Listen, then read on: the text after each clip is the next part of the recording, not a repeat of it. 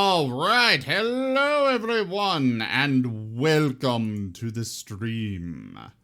I am Razim, and this is Dwarf Fortress, a tutorial stream.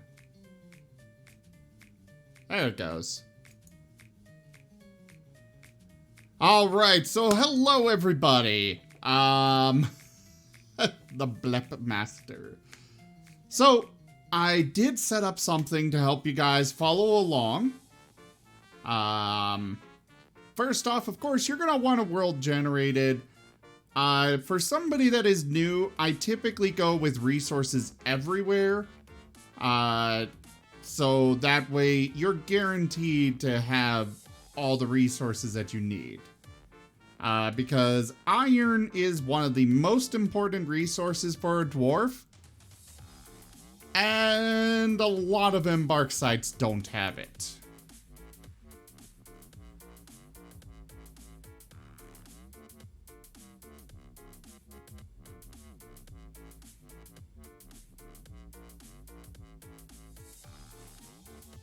Now, to make sure you guys are set up, even if you're watching the recording for this, you can go to the, go to my channel at almost any time, and it should be running, or the bot, and you can just type in ! Dwarf. And you can grab the starter pack and see what I've got here that I use. Now... So after you're loaded up into the game, Leon, I am sitting up nicely. Thank you. Yeah, I decided to go check out some of their recommended little mark rewards there, and that was one of them, and I'm like, why not? Alright, so after you've generated your world, you'll be brought back to the main menu, where you'll go to Start Playing.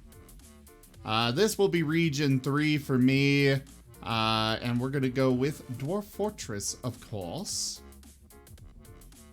I am always hydrated. I drink so much water.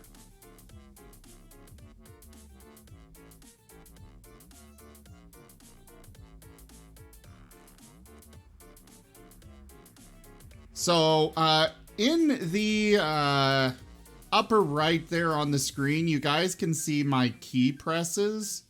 The enter up, down right now. That just shows you what I'm pressing on the keyboard, so you guys have an idea of... So that way, while I am going to say it verbally, you also have a reference on screen to see.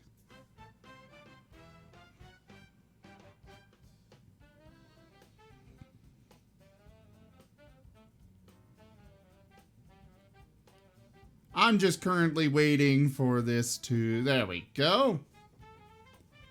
I don't know why it looks so much brighter than it normally does. That is unusual.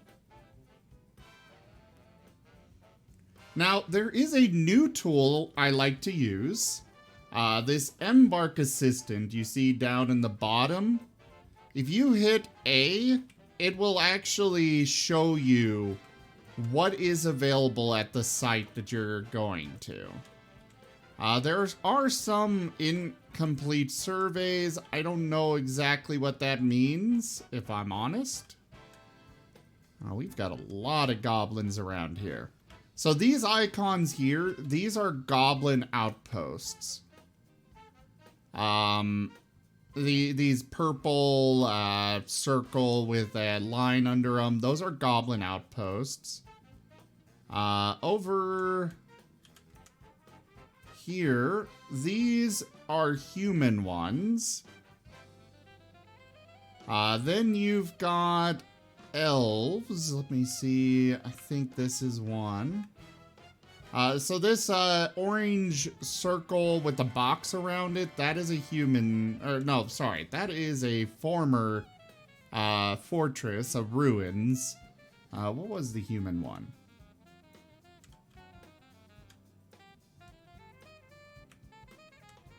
I might be talking out my butt here. I think this might actually be the human one. Those two lines. Sometimes it's hard to remember some of these symbols, because I never use them. But anyways, it's good to find a spot where you are near, you know, some other civilizations for the sake of trade. Some people don't do trade. And I personally think it's very useful.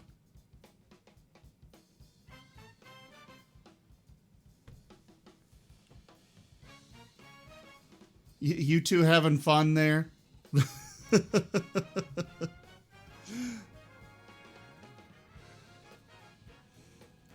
We seem to have a lot of towers about.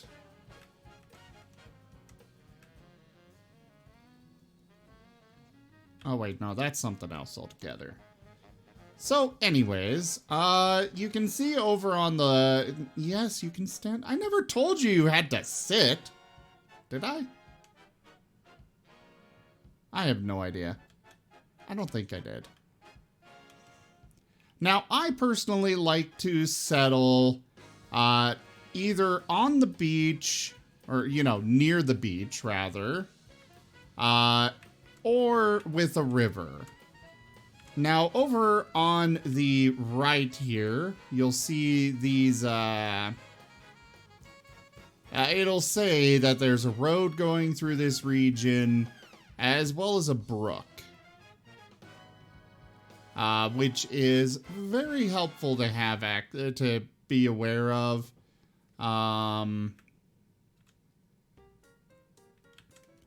Streams are okay. Some people don't bother with streams and brooks and whatnot. I personally like to have them.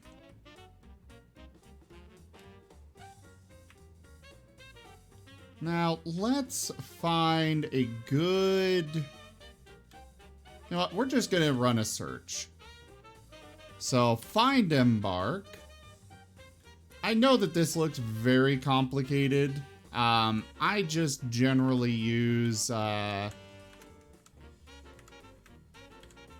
You don't need to worry about a lot of this. I just tend to leave it as NA. And we can do less than or equal to light. You do not want a heavy aquifer. Hey, Boone, welcome. How are ya?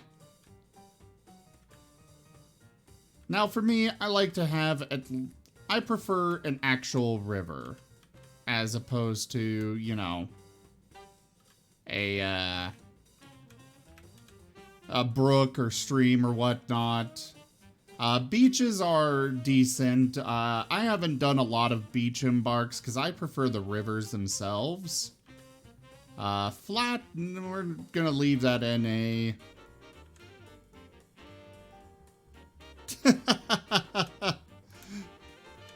Alright, I want clay and sand present.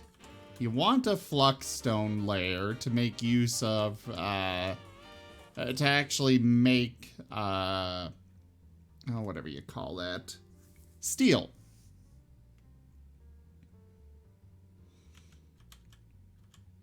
We're gonna go with shallow soil and deep soil for the max. We don't want very deep, just shallow or deep. Yeah, basically, Leon. And also, if you guys have any questions, by all means, go ahead and ask. I am more than happy to answer or slow down or whatever.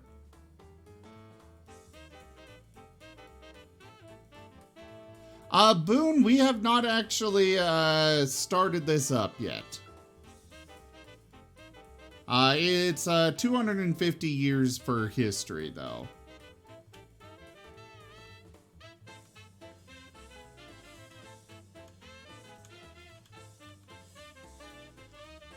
Now, for trees, you really want to have a lot of trees, because you're going to need that wood when you first start off.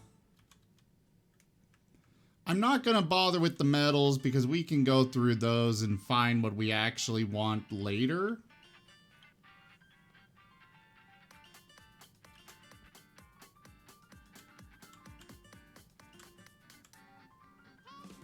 And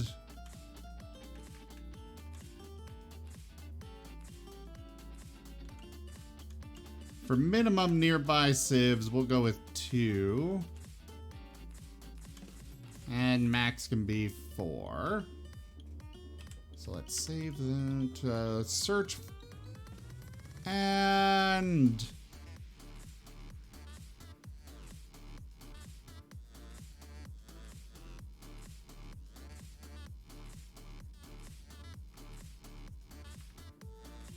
alright, so we found nothing on the region map.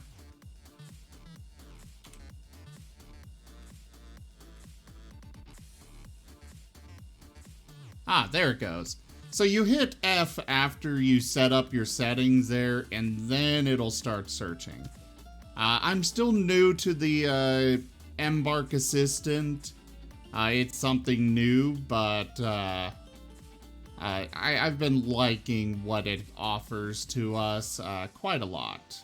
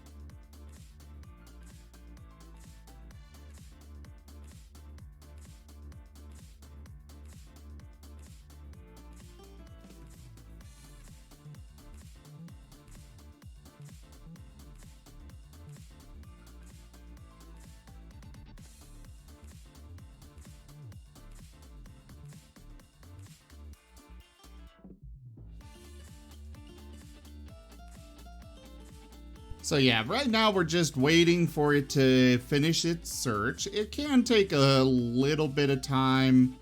It looks like we've found a lot of world tiles already that match what we're looking for, which is good.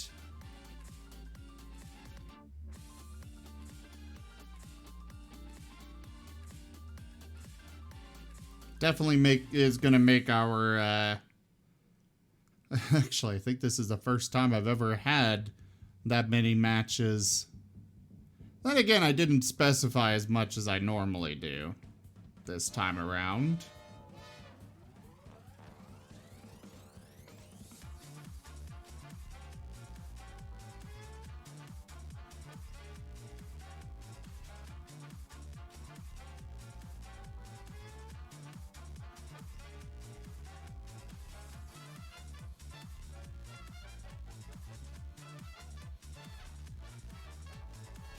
I forgot to actually specify the temperature.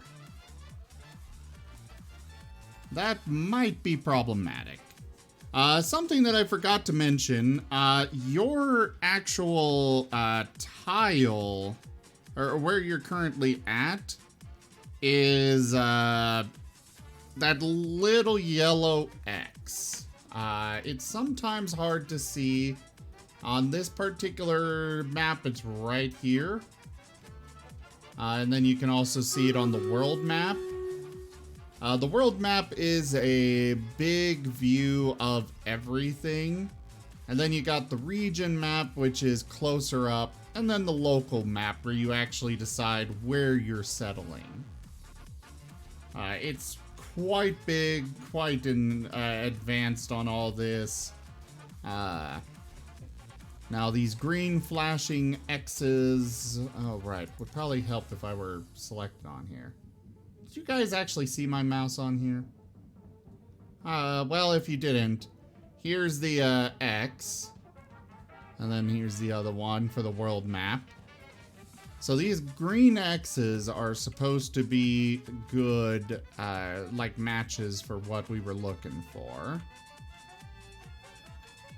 Though apparently the Embark Assistant did not actually find rivers like it was supposed to. Yay.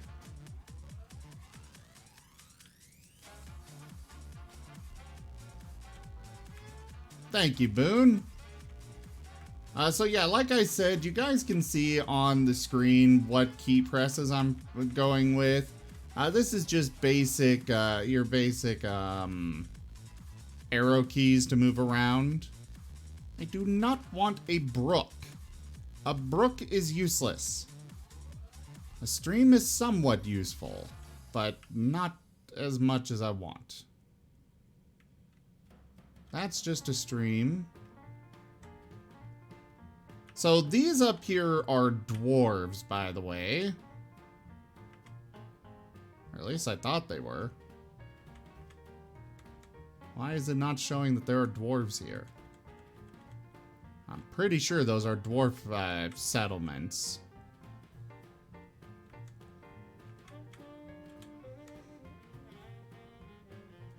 There is a tower near here. You want to avoid towers if you are new to the game.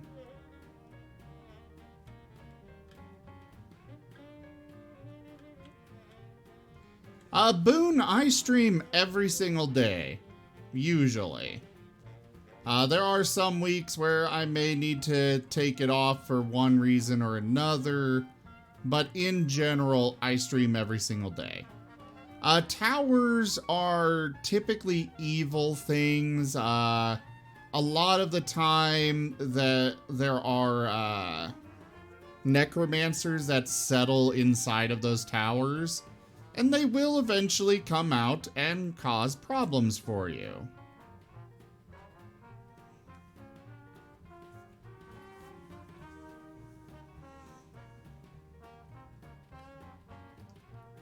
I don't really like this Embark site, and it's only got a stream.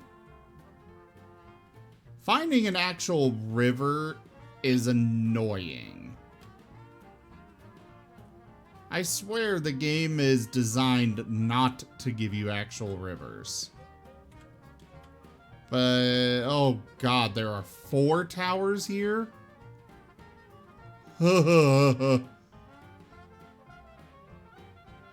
That's, not nice.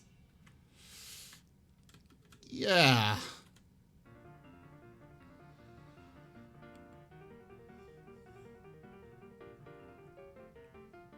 But these are kind of looking like my best bets. Let's see if we can find somewhere better.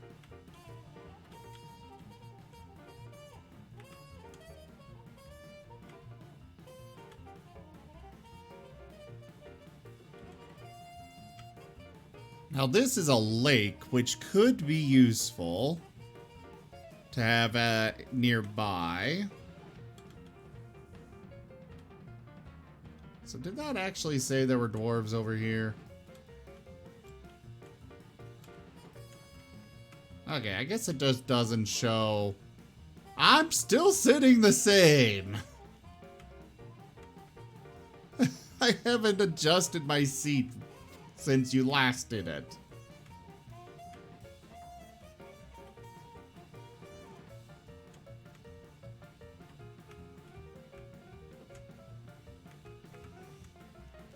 Now these purple areas are sinister, which are basically, they're basically very evil regions. I recommend definitely not starting them out. Morning Oak, I'll be honest, I don't even know adventure mode. I've done adventure mode once and really did not understand it much. So probably not anytime soon.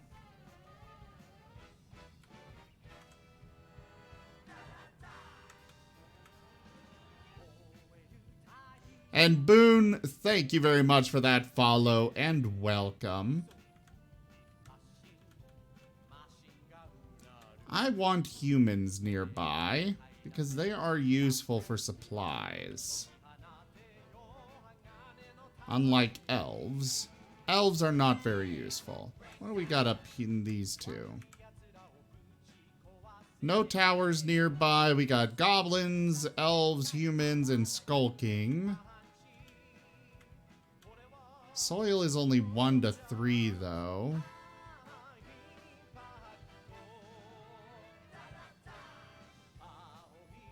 Yes, furries are useful.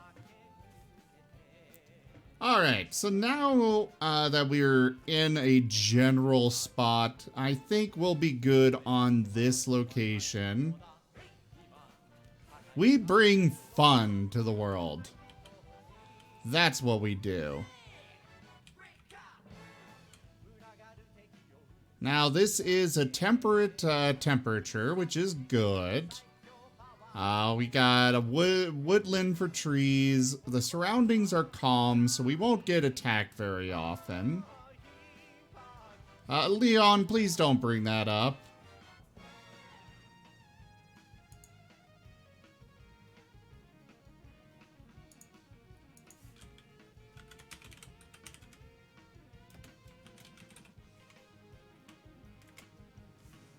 Just to delete that. We do have the best artists. Definitely no doubt about that.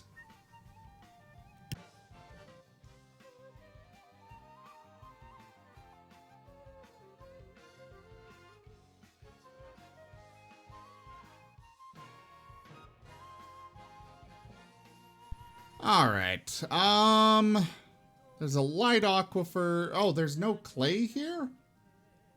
Oh, wait, we got multiple biomes. So if you look down here at the bottom, you'll see that there's the view biome here.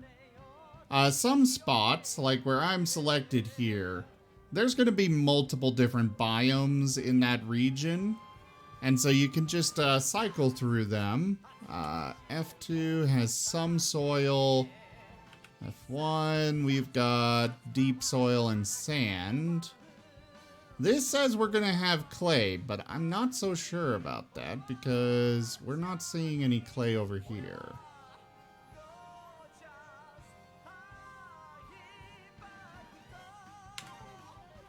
Let's go ahead and... picking your ideal Embark site is very important. Let's go ahead and quit the Embark Assistant, and we're going to use the default vanilla settings. I'm not going to apply anything for that. Temperature, we wanted medium. Rain doesn't matter much. Fluxstone, yes. Heavy aquifer, no. Yes to river.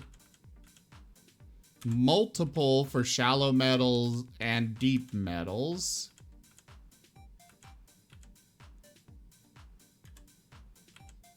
And clay, there we go. And then you just hit enter and it'll do a search here. What is with you and the posture check?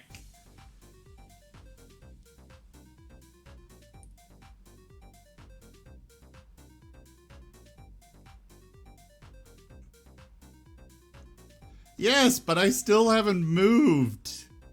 You're doing it way too often. Hey, Wargonzola, good to see you again. How you doing?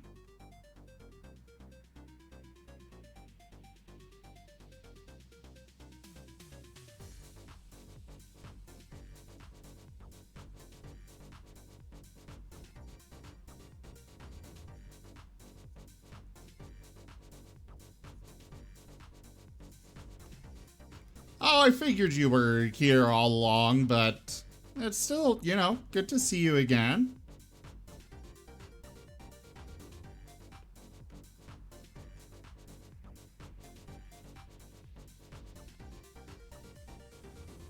Wired, those red X's are spots that don't match my searches, whereas the green ones are, they do match what I want.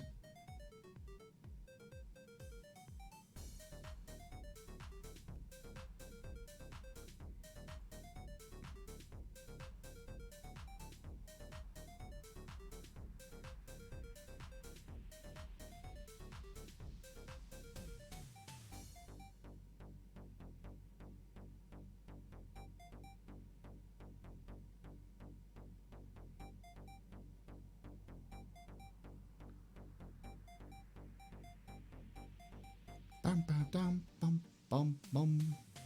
We do have a lot of matches, though, here, which is great. Gonna make things, well,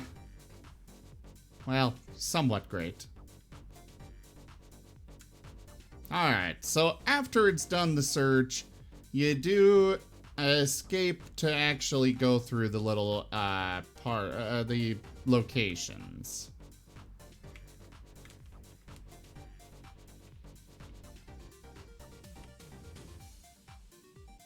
And then I'm enabling the Embark Assistant so I get a better view of things.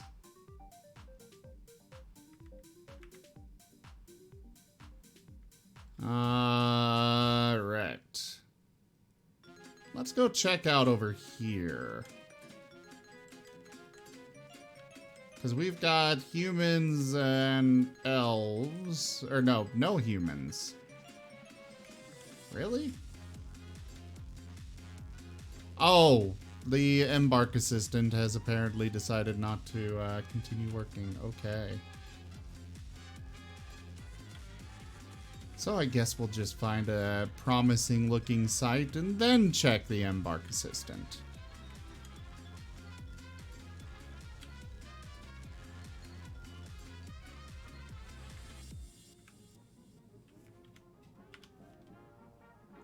Did I not specify what trees I wanted?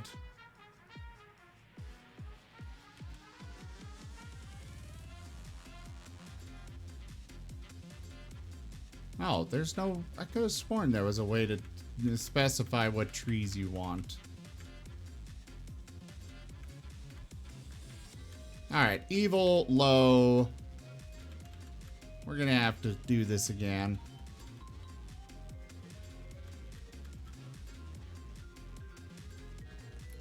Sorry, guys.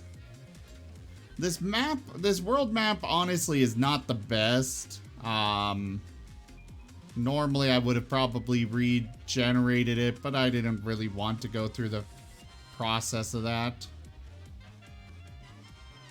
Hey there again, Hazel Panda. How's you doing? I did not move, Leon. Relax.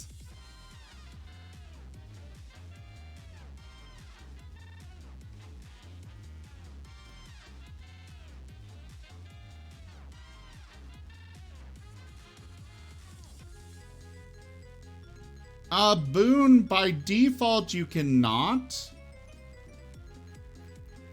At least not in Dwarf Fortress, or in Fortress mode.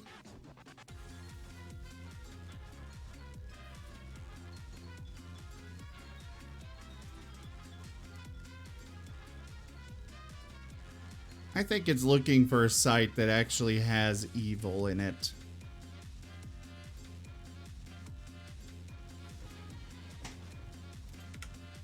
Okay.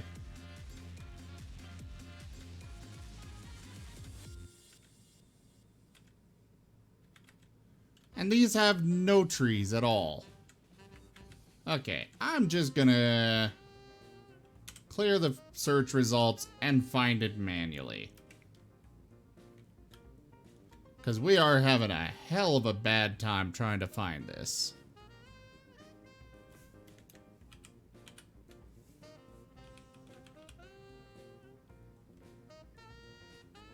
So we got deep soil here with several biomes. Sand is good to have. No, Boone, not by the default game.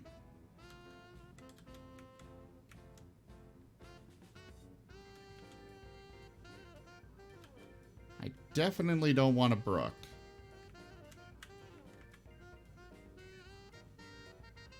You know what? We're gonna come up here and go with one of these, a beach location.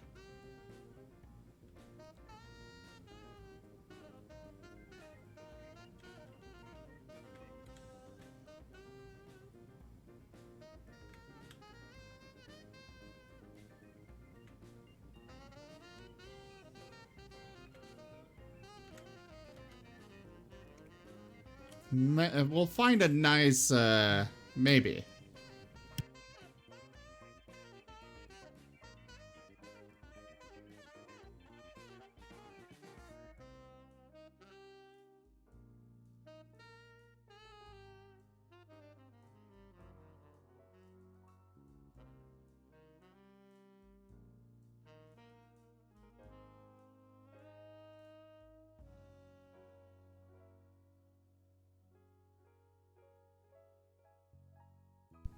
Alright. This looks like we can settle in pretty nicely right here.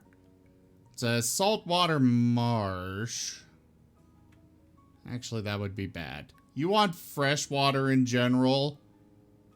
Well, why am I not able to find a... Ah, maybe right about here.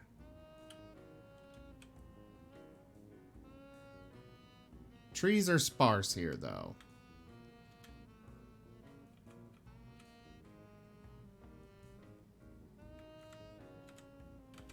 But maybe right here.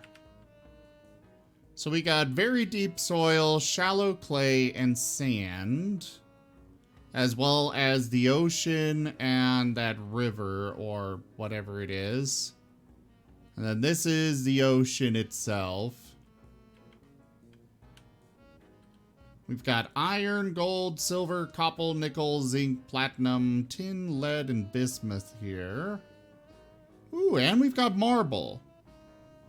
Yes, but they do need access to clean water for the hospital.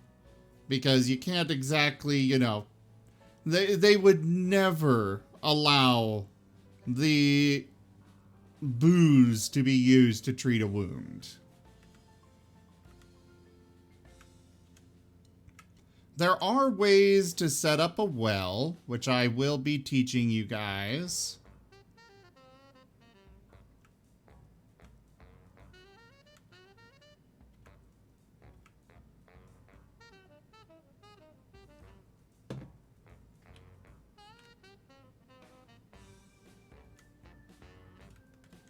We'll come back down here.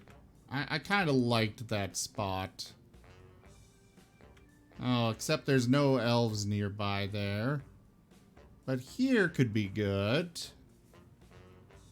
Alright, so F1, we got shallow clay, very deep soil, sand, a light aquifer, which could be good, could be bad.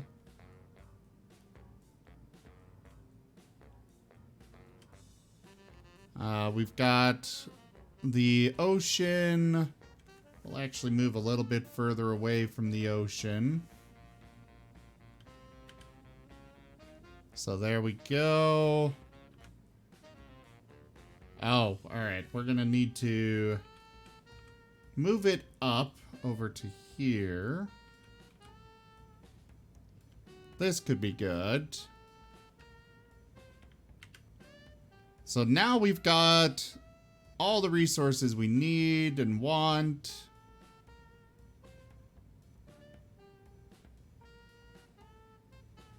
They won't do that either, Boone.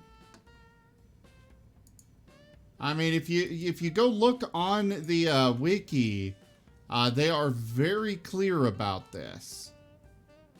Let me go ahead and pull that up real quick.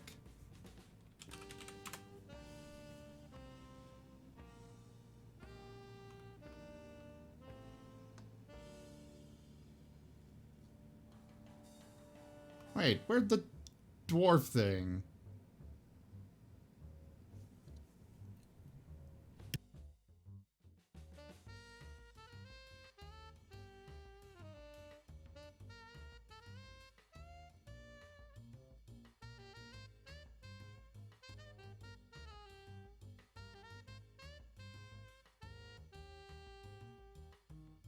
Oh, right, it's under the hospital.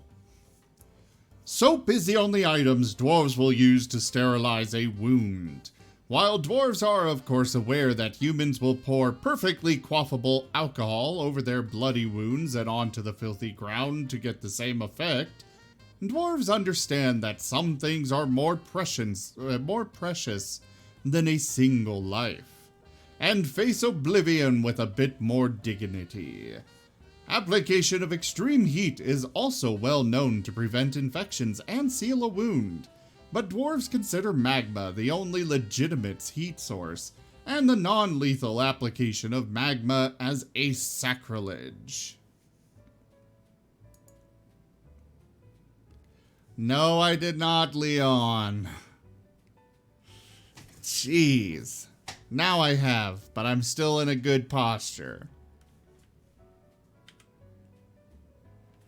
Alright, so back to Dwarf Fortress here. This one... It's sparse trees, but that's fine because that's only part of the Embark site. We'll have access to the ocean. I think this will be a good location to go. Alright, so let's go ahead and... Well, it's still salt water, but I'll show you guys how to set up a well. In addition. So let's embark.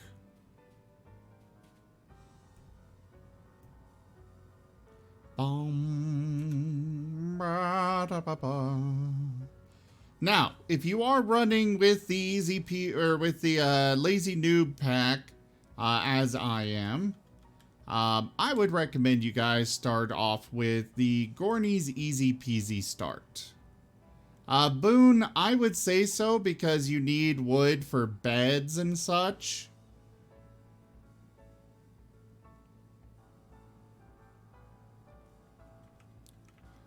You could also go with this. This is specifically designed to make it easier for new players. Which, I mean, it's good to go with. It's a good option as well. We'll go ahead and go with this one. Not enough when you need 50 beds.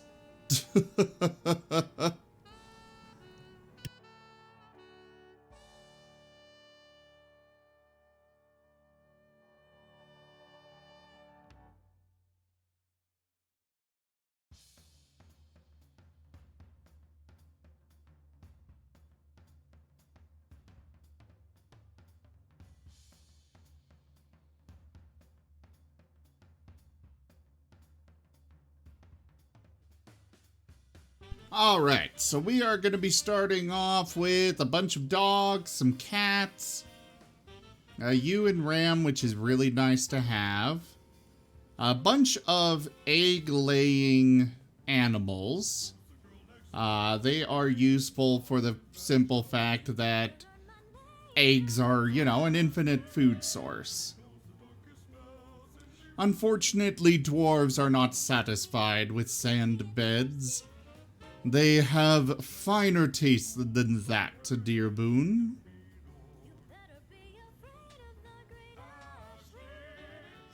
Alright, so we're starting with 14 plump helmets. That is these down here.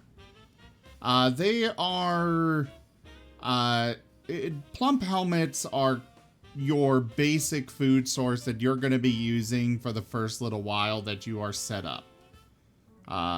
They are the easiest to grow, the They are useful for making beer as well as eating.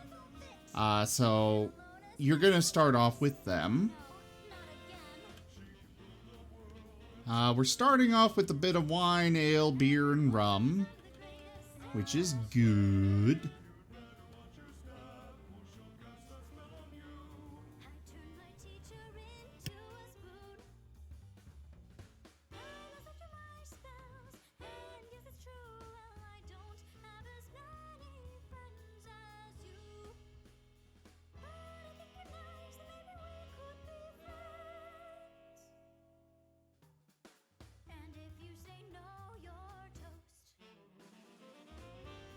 Ah, there's the plump helmet spawn that I was looking for. So we're going to be starting off with 20 plump helmet spawn, which are basically the seeds for growing more plump helmets. Very important, obviously. But that would be sacrilege to a dwarf boon. To use it for that? Absolute sacrilege. Cat, what are you doing? Yes, I'm talking to you. What are you doing? Don't give me that look. Fine, I'll give you pets. There, have your pets. There we go. Yeah, you're getting all your pets.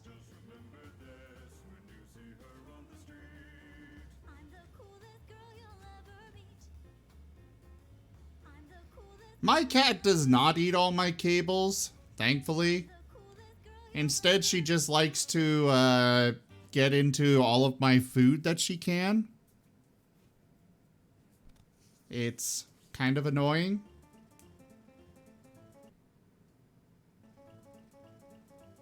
Bum bum bum bum ba da da ba da ba bum. All right, what is our fort's name? Dagger Cloaks, I like that. The Craft of... Okay, this is great. The group name for these dwarves was randomly generated as the Craft of Teaching. I swear, guys, this game is sentient. And if it isn't sentient yet, it's going to be.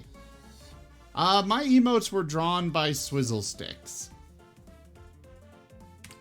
Alright, hitting E to Embark. It can take a little bit of time for it to actually process and get the Embark going. Just so you guys know. You have arrived! After a journey from the mountain homes into the forbidding wilderness beyond, your harsh trek has finally ended. Your party of 7 is to make an outpost for the glory of all Stemmelzoban. There are almost no supplies left, but with stout labor comes sustenance. Whether by bolt, plow, or hook, provide for your dwarves. You are expecting a supply caravan just before winter entombs you, but it is spring now, enough time to delve secure lodgings, ere the dingoes get hungry. A new chapter of dwarven history begins here at this place. Urist Romlam, Dagger Cloaks, strike the earth.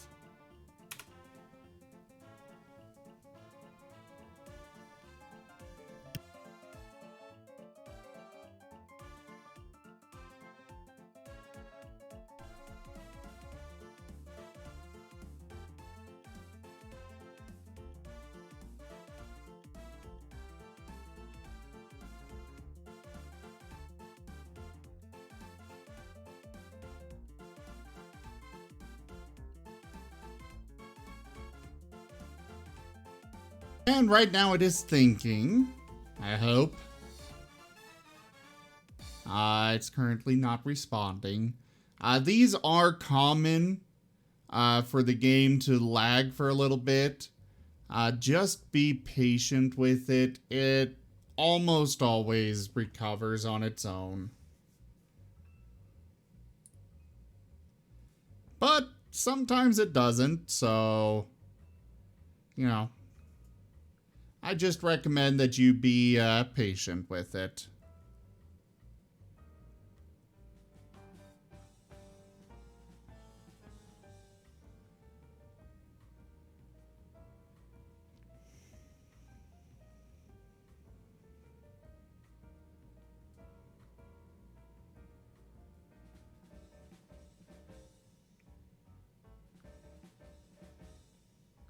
It might have actually crashed.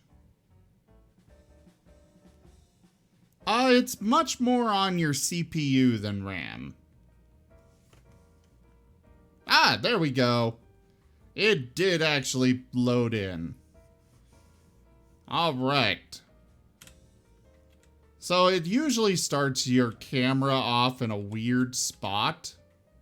But if you just scroll a little bit, you'll find your wagon and dwarves.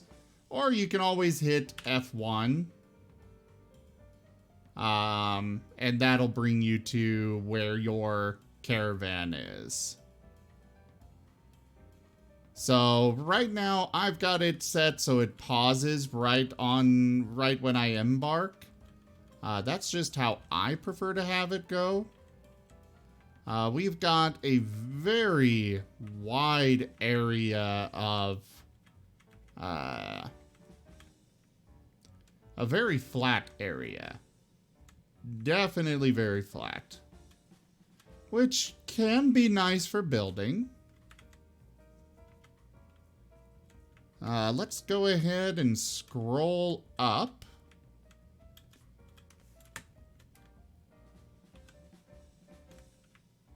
Alright, so it looks like our little kind of mountain is really just one level.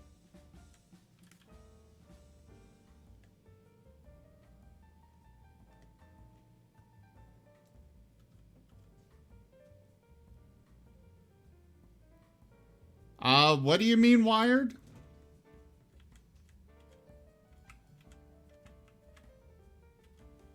I'm not sure what you're referring to, the wired.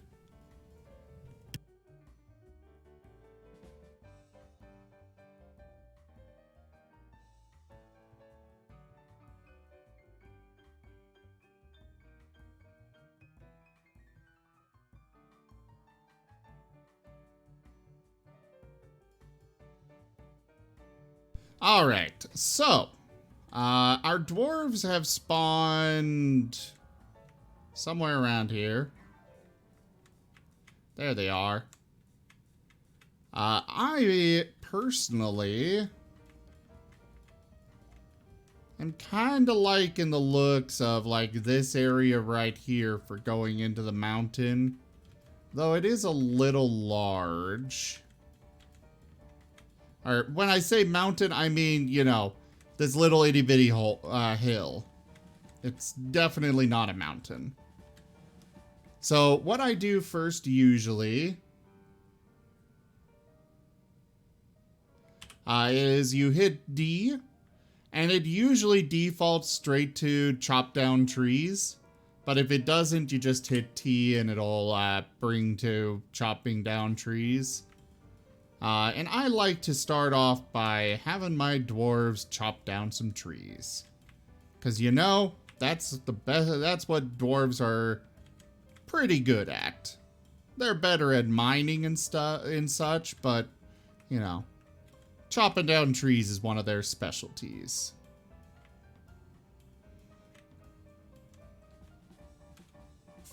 Yeah, the quote-unquote mountain that we've got here. It's definitely not an actual mountain.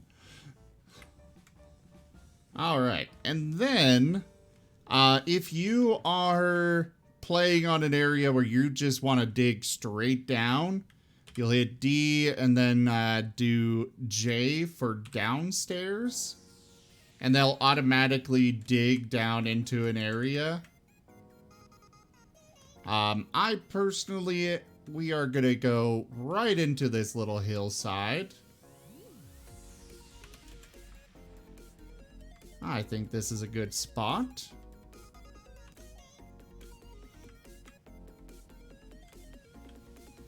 So eventually I'm thinking we will get rid of these ramps going up and build an outer gate across here with an inner gate blocking off access to the actual fortress itself.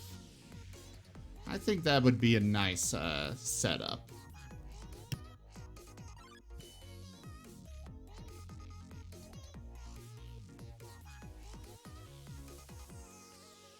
We've got a pretty decently defendable region here with this river or stream over here. Let me make sure this is actually Boon, it's in general based on your what particular key they require. Like for going up and down levels, Z levels, you have to hold down shift and then do the whatever you call those symbols, the greater than, less than sign. So like we're gonna go with that for the greater than sign, and that brings us down. This is fresh water, which is gonna be perfect.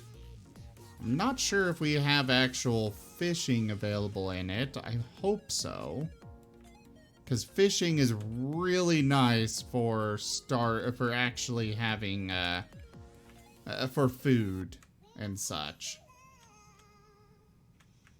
Without the W, Leon. Some commands do require capitalizing the letter to actually have it run the command or do the command you want it to. Okay, I lost track. Ah, there it is. All right. One of the most useful things that I'm going to teach you right now is holding shift and hitting H for hotkeys. And we are going to set this to F8. Just because this is where I don't want to move my... Actually, we're going to set this to F1. Zoom here for the gate. And then we'll find our wagon and set that to F8. And then to actually, so you select the F key that you wanted to assign to, and then hit Z to make it zoom here whenever you hit that key.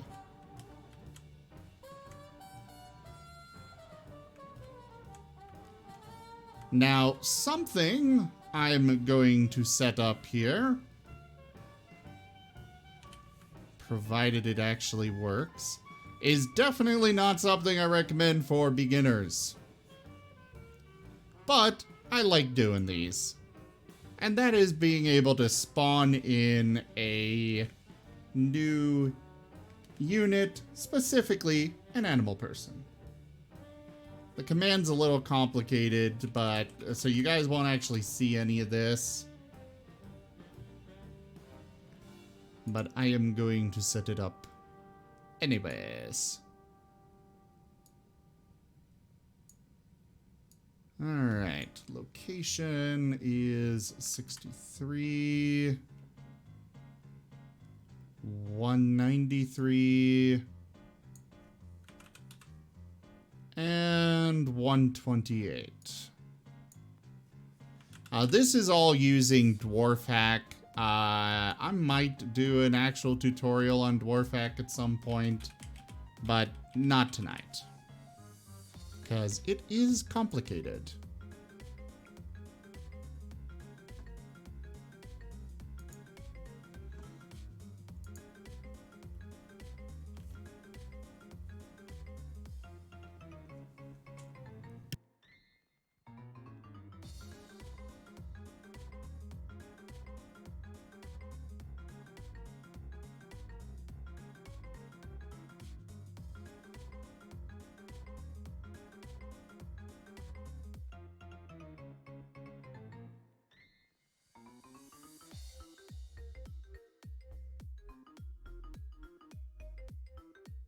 Alright, we are gonna set ourselves as a...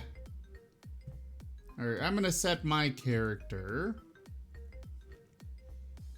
I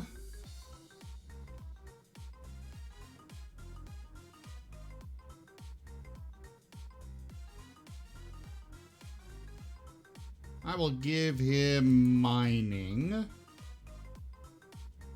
Well, no, I'll leave the dwarves to the mining. I lost my thing. Is it create? Okay, here we go.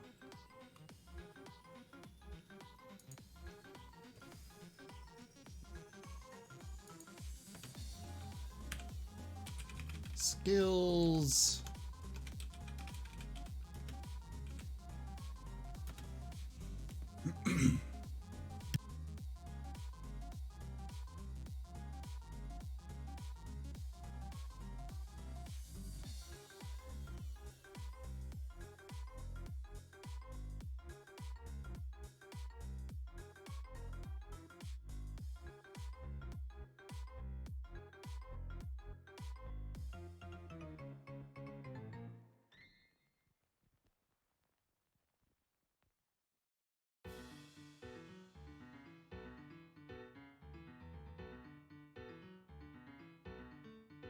Just bear with me while I'm putting all this in.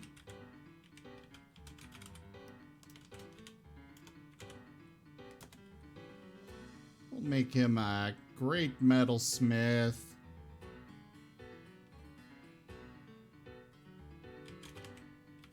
Diagnostician to help out with treating people. And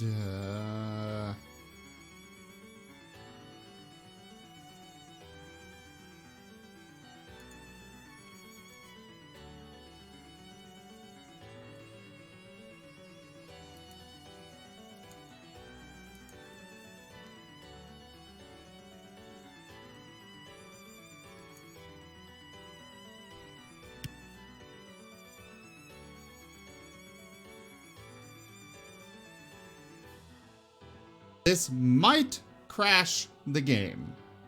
I'm kind of testing this out a bit. Duct tapes Leon? Really?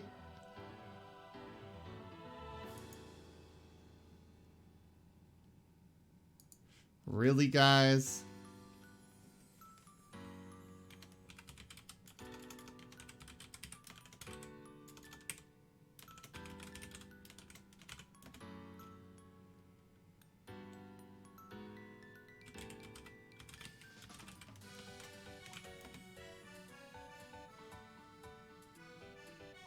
Now, where is the appraisal skill? Oh, right, it doesn't actually have one.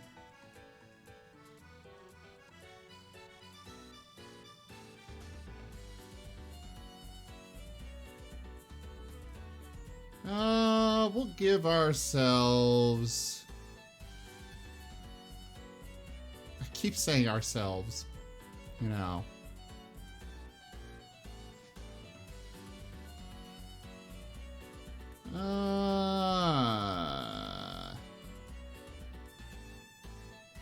Yeah, that'll work.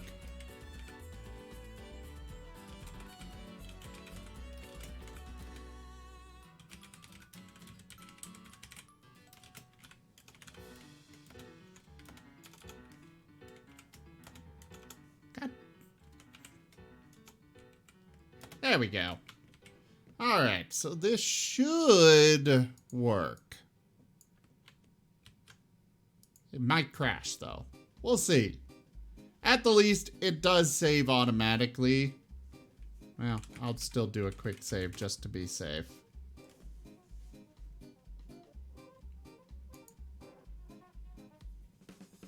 And by quick save, you know, it's still like a minute. I'm sorry, kitty. Maybe you shouldn't sit right next to my foot.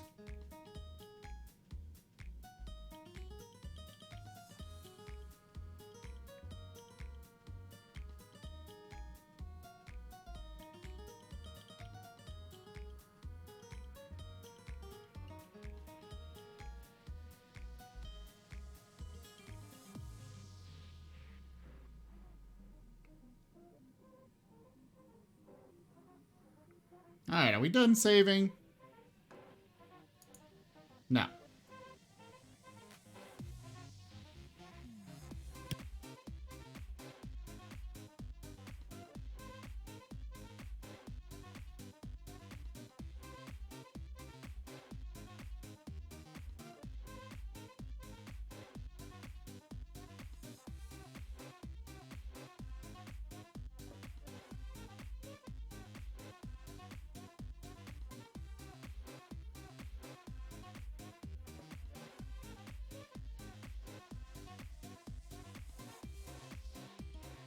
Yeah, that's because it's saving. It takes time for it to save.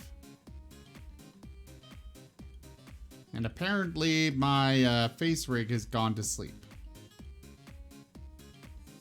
What is up with my face rig? Ah, there it goes. I don't know why it was randomly closed eyes forever. Alright, now let's try this.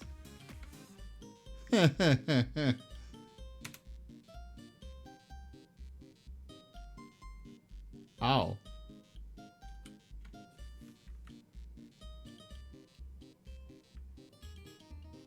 So I guess that isn't valid.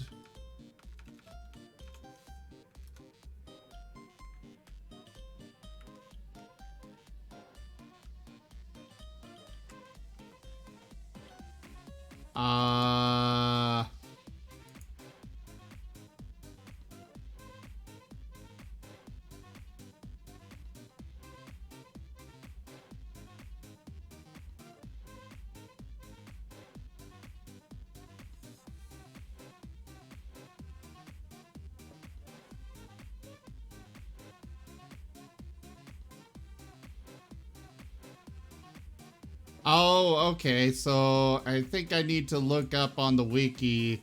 I'm testing this out personally so we can, so when you guys start requesting these be added, I can make sure that I actually know what I'm doing. So... Oh, those are completely different. Okay.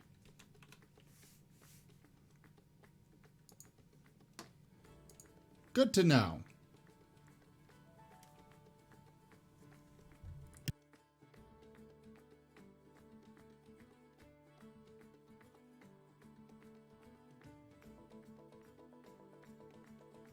Well, at least now I know what I'm actually... It's actually really good that I checked this out because we would have been in some trouble later.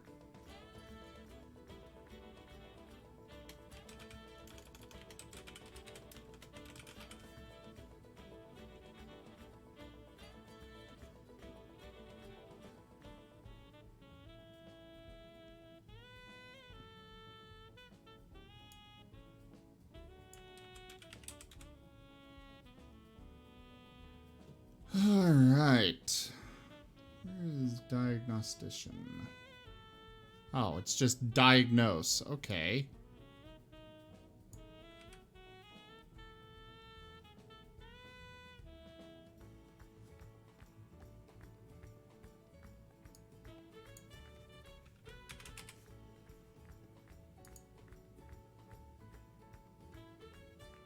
Why do they change?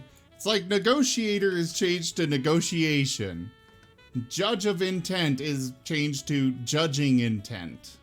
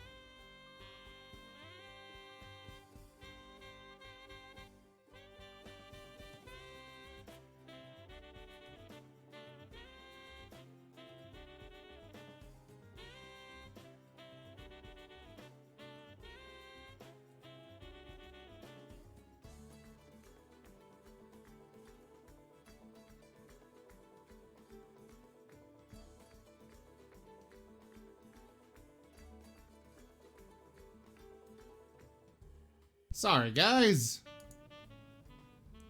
So, by the way, yeah. I'm trying to... Yeah, wired that one. Again, I don't know about some of those. I will deny blindfold gameplay for Dwarf Fortress, but maybe things like, I don't know. I might allow it for some of them.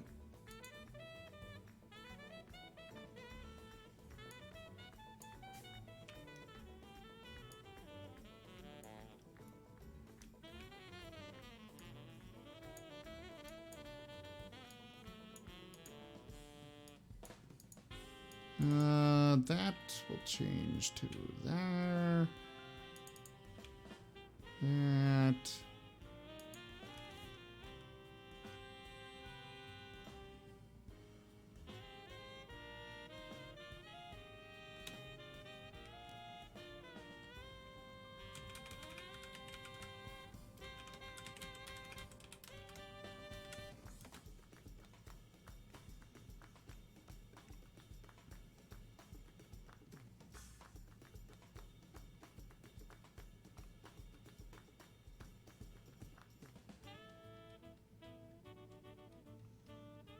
And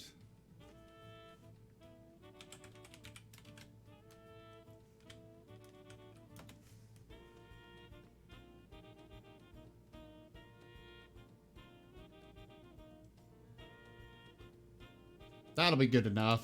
Let's test this out.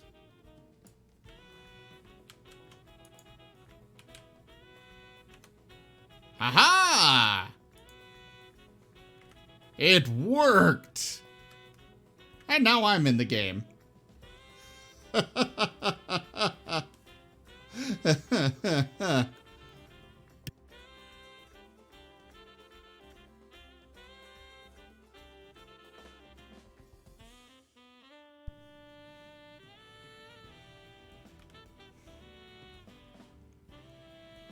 It would not be possible at all, Wired, to pull off a blindfolded game of Dwarf Fortress.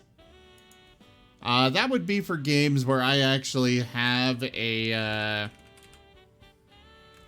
let's go ahead and quick save again. That would be for games where I actually have audio to go by.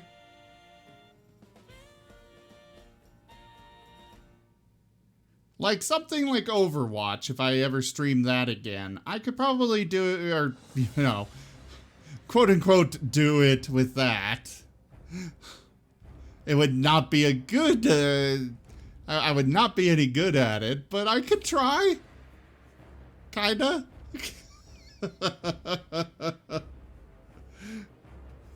Twitch has some interesting ones.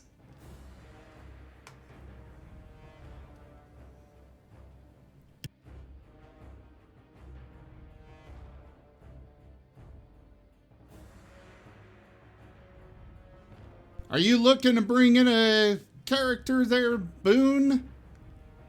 Those are for animal people, but of course you also have access. You can do kobold, dwarf, elf, human, whatever you want, really. It's up to you. I do start you all off with a toga, so you're at least not naked, because otherwise they get mad if they're naked. Until they eventually are like, you know what, this is okay. I'm satisfied. And then they refuse to wear anything. So it's just a bad idea. All right.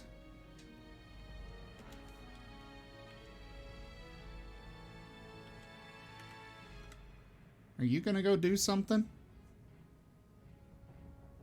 Or are you just gonna stand there forever? Ah, there he goes. I guess he was just thinking. Oh. You gotta make sure you do not have caps lock on this, by the way, because otherwise you, wind up with situations where it's not doing anything. Alright, so we're gonna use Dwarf Hack. You guys can't see this, but you just whenever you open up Dwarf Fortress with the Lazy Noob pack, Dwarf Hack will automatically open. It'll be that command line looking window alongside it. So you can just go in there and do enable space auto labor, and that will just enable auto labor.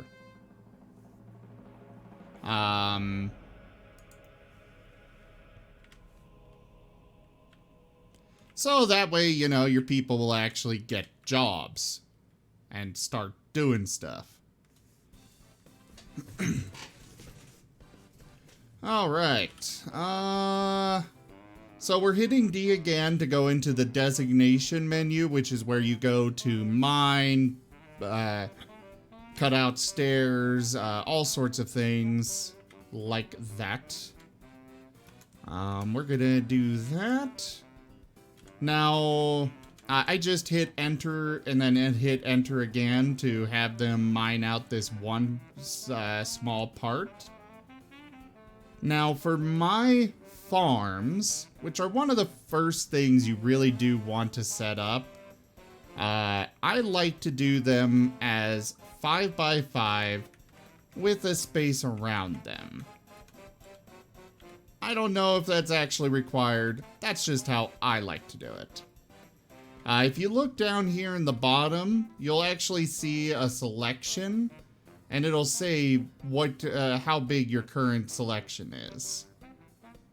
So I can just go do that, and that's 7x7.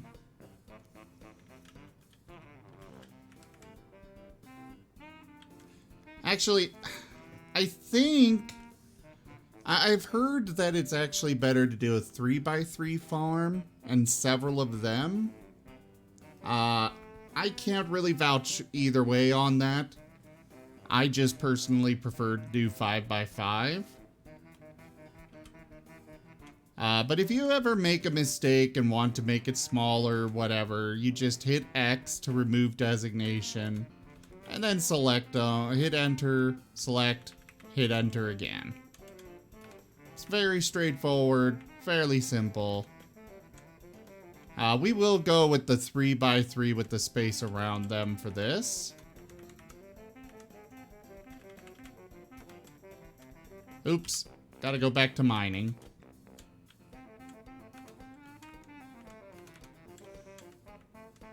And now we're gonna bring this out a bit further. And by a bit, I kind of mean a lot. I'm not really judging particularly where anything is going here.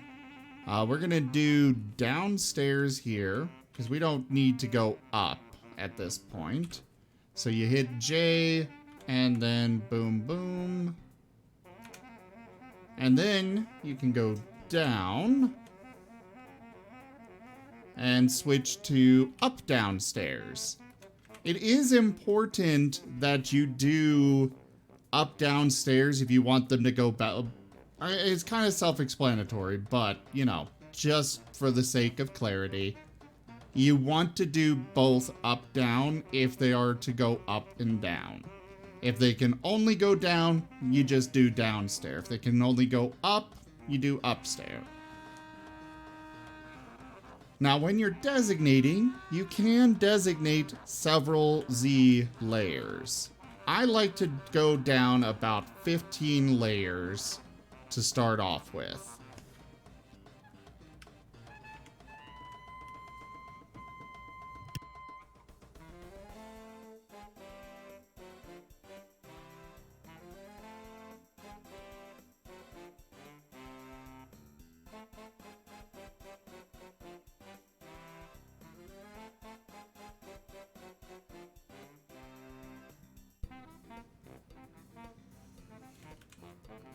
Alright, just checking.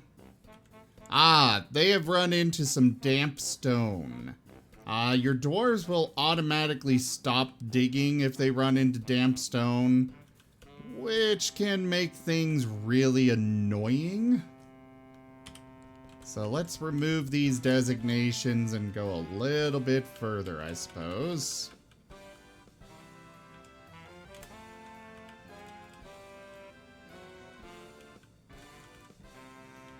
Now, something that I personally am a-okay with, Mainstein,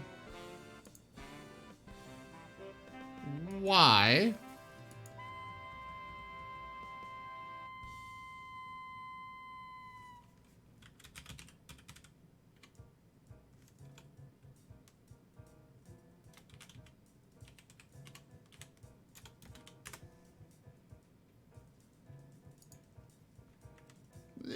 Don't do that.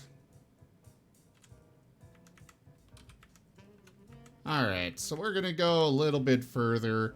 It's technically cheating, but especially when you, just first starting off.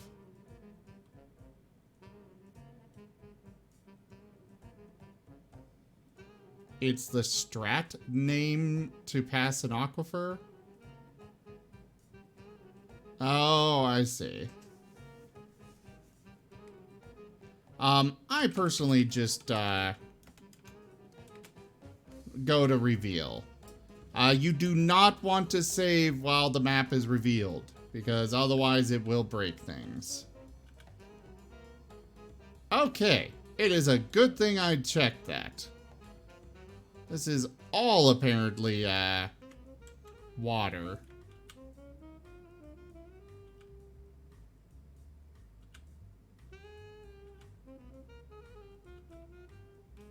That is not good. These are all damp stones. Or damp rock.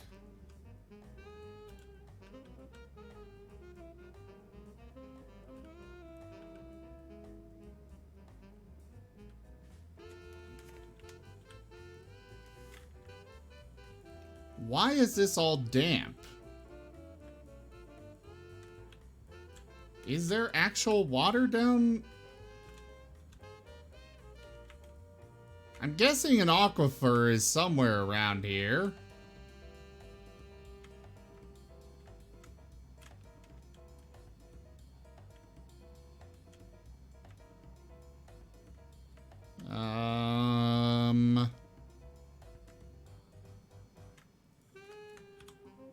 Alright, going back up here. Let's locate our F1, go back over here. And let's go down here.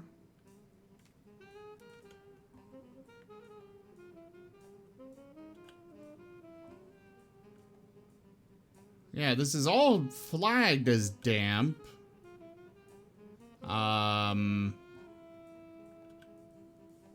I'm not really seeing any water. I don't know why it's flagged as damp. We're gonna ignore it. Might be a terrible idea, but we're gonna ignore it. Using Dwarf Hack, you can do reveal and then unreveal. Do not save while the map is revealed because it breaks things. And do not let your dwarves start digging while it's revealed either.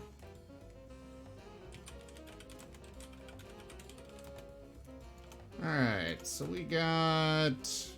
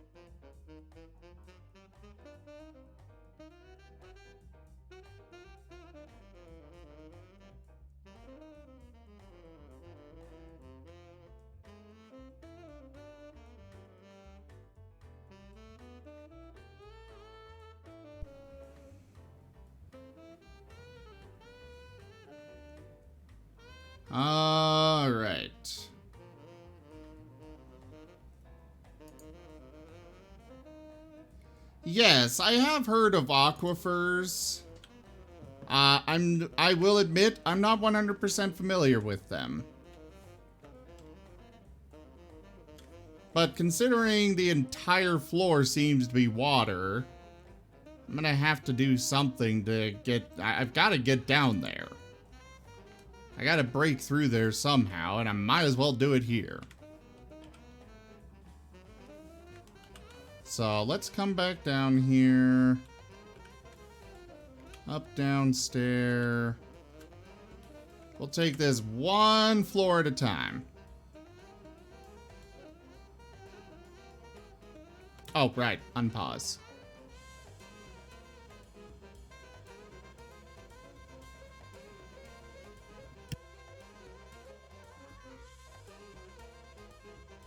Alright, no water yet.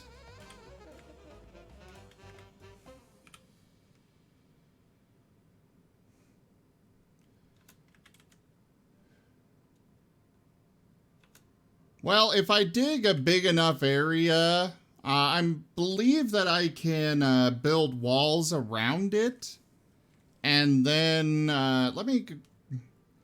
So, again, something that you guys will need to realize, rely on the wiki. There is a lot of information on the wiki, and it is very useful.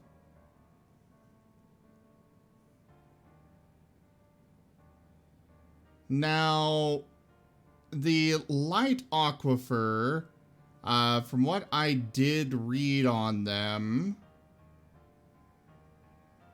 is that they can actually be, you know, cut off and stuff.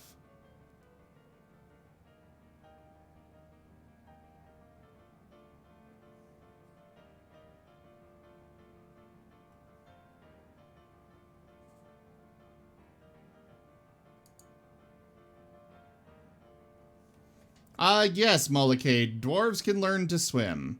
However, they will not work through, they will not work through,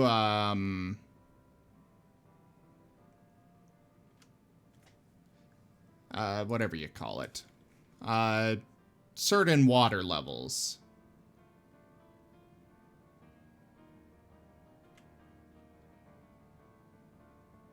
Alright, so we're not getting water yet.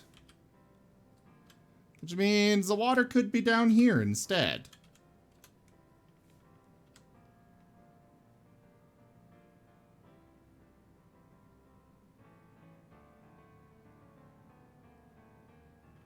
Okay, we are starting to get some water. Which unfortunately means...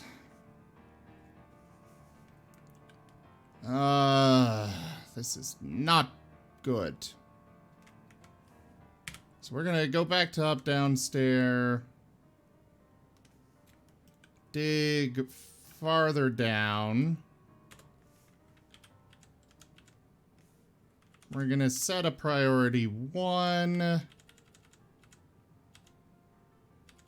As a place, we're gonna set an area to, drain, to let the water drain into.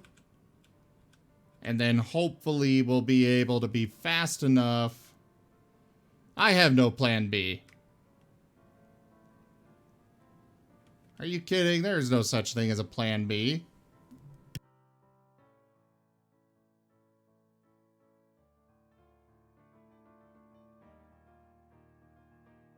There's never a plan B. Okay. Mine all that out. Max priority.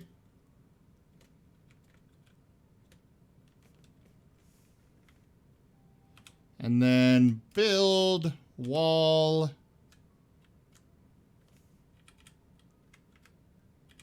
It looks like the aquifer is over to the right there. Yeah, we'll do those.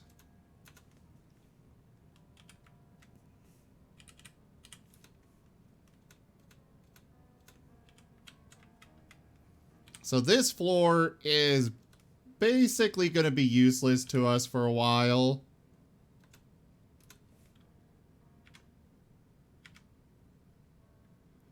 Hopefully our dwarves will be able to get this all done fast enough. It is possible to, like, if you don't have too much water, your dwarves will be able to actually, or the water will evaporate on its own. I believe it's like 1 to 2 for the water to just go away. But right now we're letting it all drain out into... Oh, crap. I forgot about the corner thing. So let's remove this construction.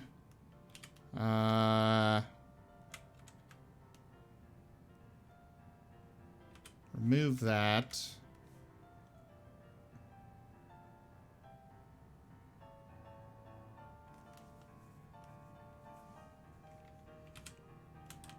Shift C, not floor, wall.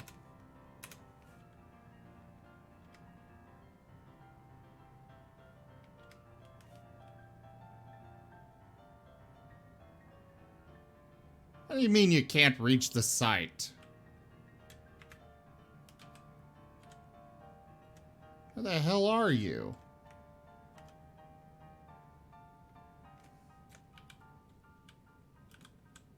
Okay.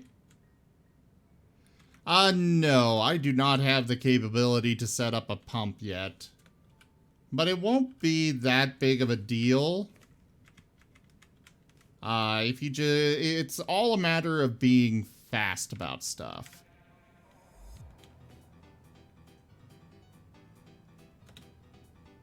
Alright, build, Shift C, wall. Okay, it's already there. Perfect. Unsuspend that.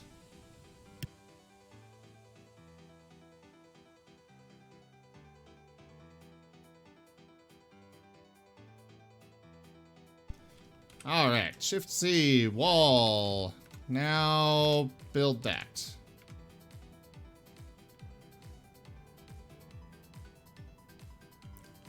It should...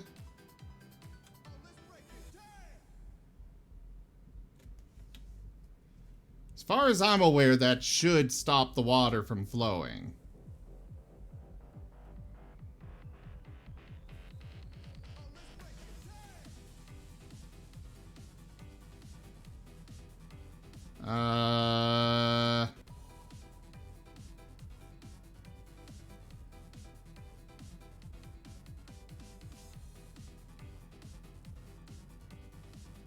Oh, I see what you mean by the double-slit method.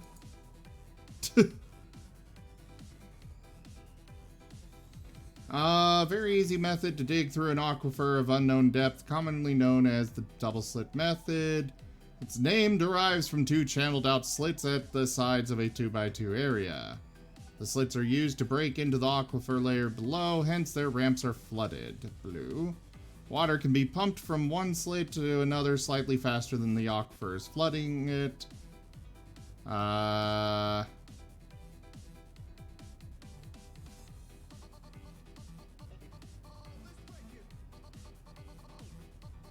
Yeah, this should be sufficient. Though I am seeing more water being brought in. Alright, this is all damp.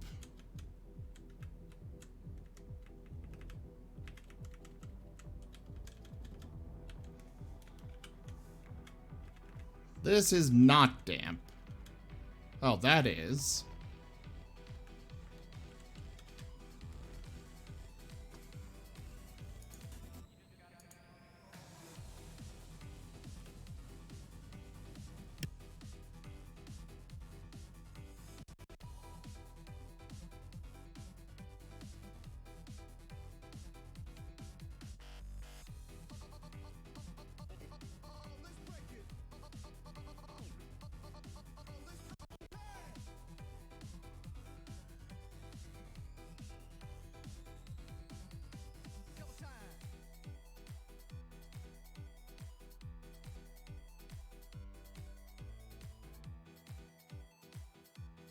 Okay, so...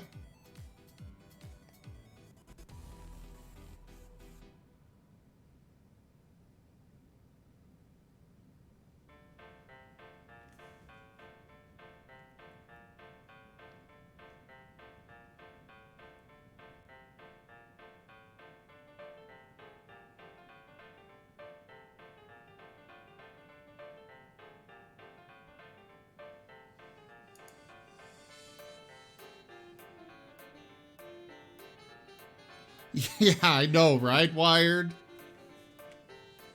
As far as I'm aware, that should stop the water. So we're gonna want to watch down here and make sure that the water is not spreading more. Because that water itself will disappear over time.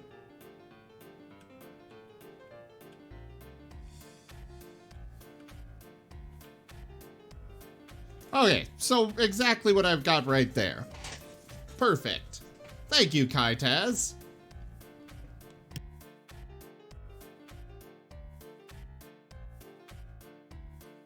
Just for the record, anybody that is following along for the sake of learning, you can just make it so there are no aquifers at all.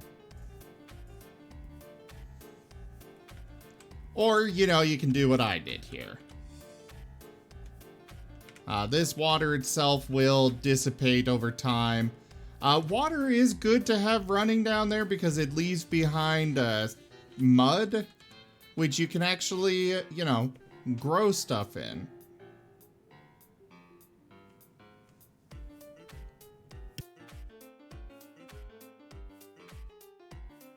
Kaitaz, I'm generally teaching everybody else here, but there are a few things that I'm not entirely familiar with.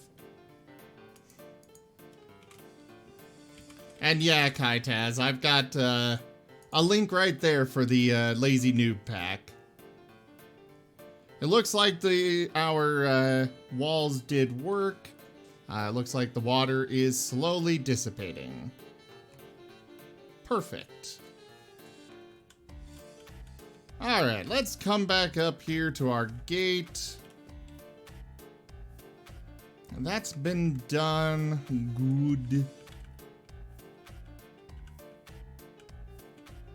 We're gonna let that spot dissipate on the stairs there, and then we'll continue a little bit further down.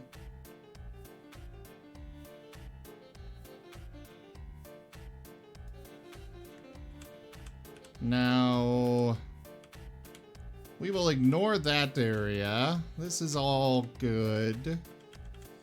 So we'll go ahead and start digging out our Great Hall here. I personally like to do the space of 2 with 4 for the tables and chairs, and then 2 extra space. Those of you that watched my last Dwarf Fortress stream, you'll recognize this pattern. It's just what I like to do. Actually, this one I was going to do a little different. I was thinking about putting my Great Hall and stuff right up here. Right near the gate. I'm not sure if I've got enough space for it. At least for not for as big as I typically make them. So yeah, we're just gonna go down and stick with this level. Alright, so we are hitting D to go into designations, and then it automatically assigns to mining when you are underground.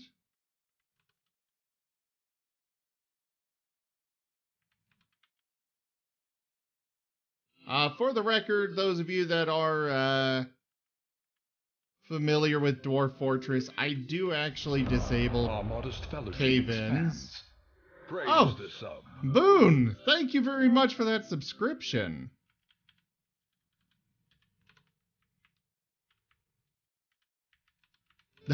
That startled me a little bit.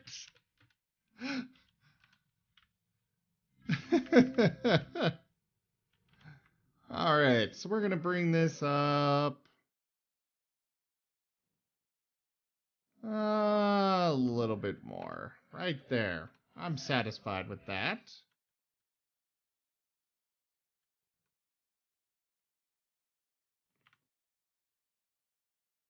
But yeah, thank you very much for that subscription, Boone. Welcome.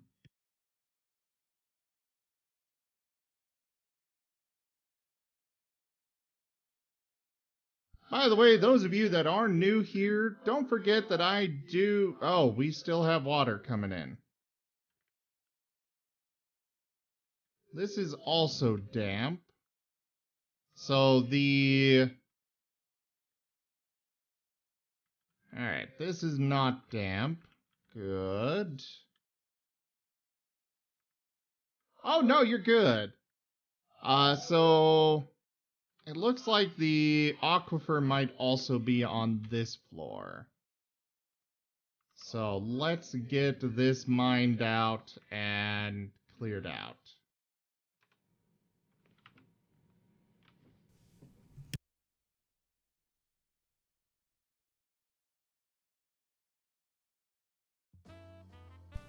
Yep, there's some aquifer sign. Alright, let's stick our wall here.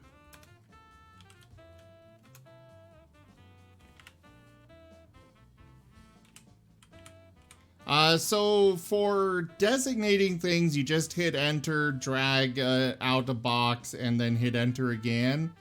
For building, you use U, M, K, and H to change the height and location, like the size of it. I was not planning to go for a moat fortress. I probably could. But I was mostly planning just a big wall. Oh, a little hint as well. If you want to build, like, with those walls, I keep hitting enter repeatedly. You can also just hold shift and hit enter to have everything that you need made out of that particular material. My current plans here is that we're going to have a gate right here. We're going to have a bridge right here. And then we're going to have a walled gate out here. Or another gate out here, just for the hell of it, really. No need for it. I just feel like doing it. Alright.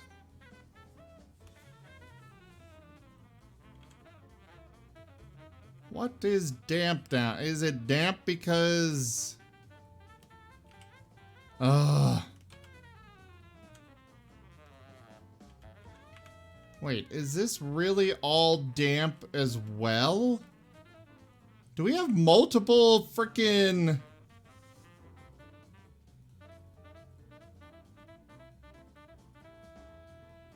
I think we have multiple aquifers here.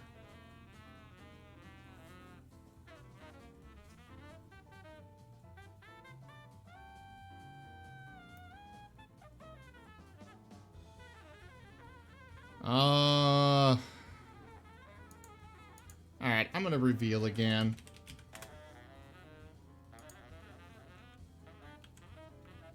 This doesn't say that this stuff should be damp. Oh, the aquifer must be above them.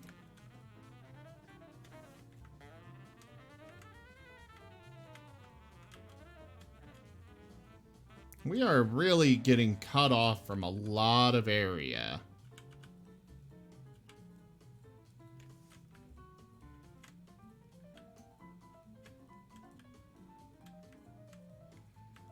Crabman, if it is aquatic, it will die.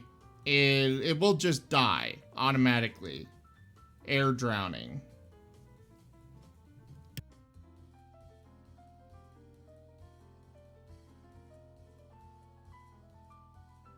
Alright, well, I guess since we've got a bunch of,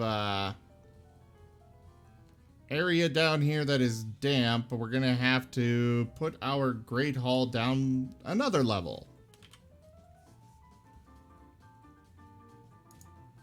Alright, unreveal.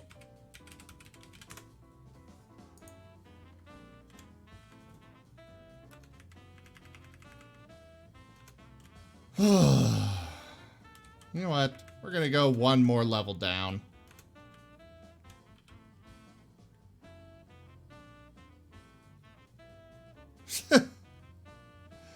Honestly, Mangstein, I'm considering it.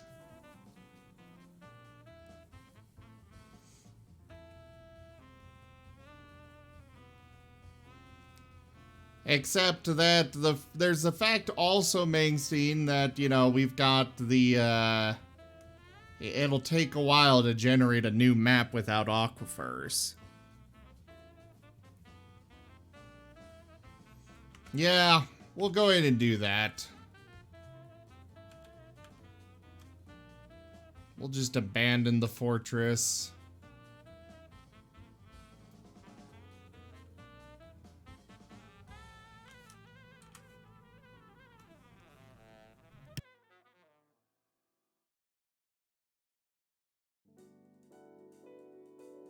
Oh, we've got our battle ready to go.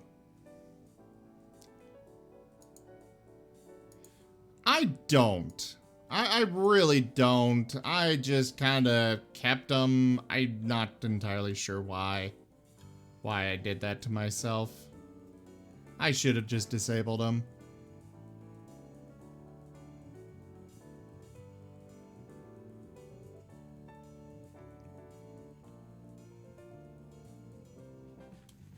All right.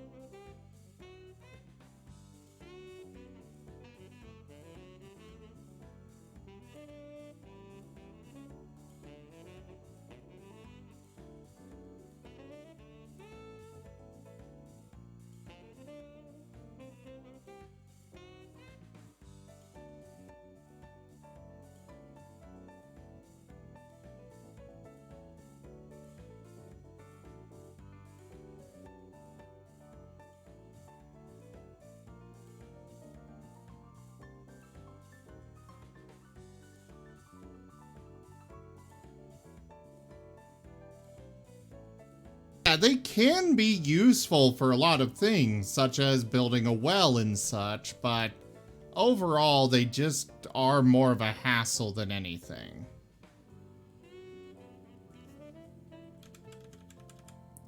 Alright, let's quit this. Go to Lazy Noob Pack and turn off aquifers altogether. No aquifers. Play Dwarf Fortress again. No. Don't launch Dwarf Therapist again. And while we're waiting for this to load up,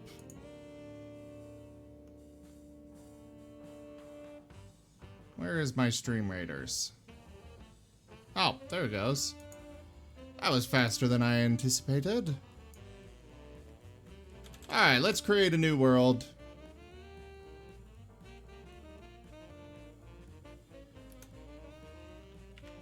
And this time, we're going to go for a short history, so it'll generate it pretty quickly.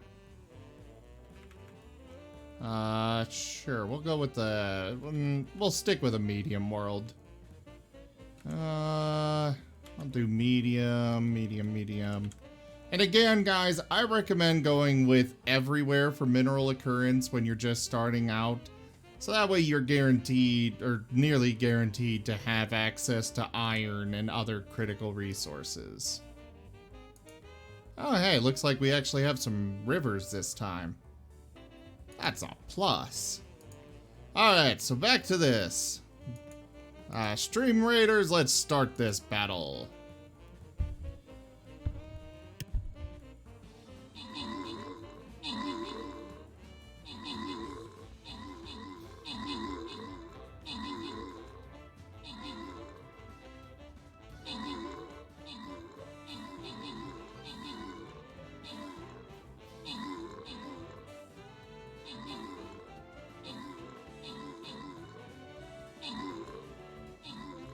Molicade. Do keep in mind that in general, you're not going to find outright iron. It's like hematite ore, magnetite ore, things like that.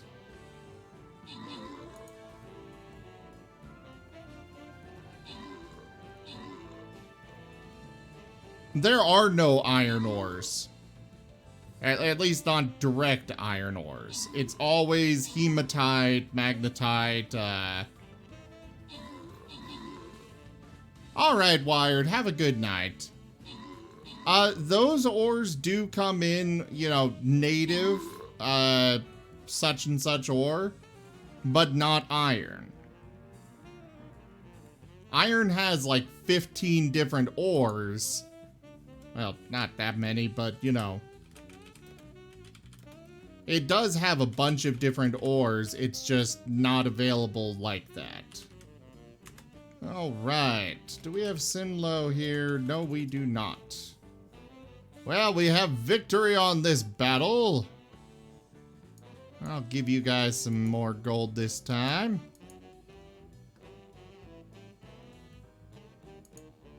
And let's go for this mystery challenge. Oh, that's not good. I'm gonna bring my flying rogue to this battle. Because holy crap, we've got a lot of spiders that are gonna be spawning all over the place on this map. But guys, go place your troops, help us out, let's get this going.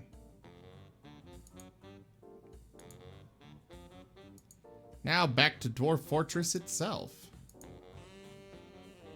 Just follow that link there in the description and you'll be able to come join us.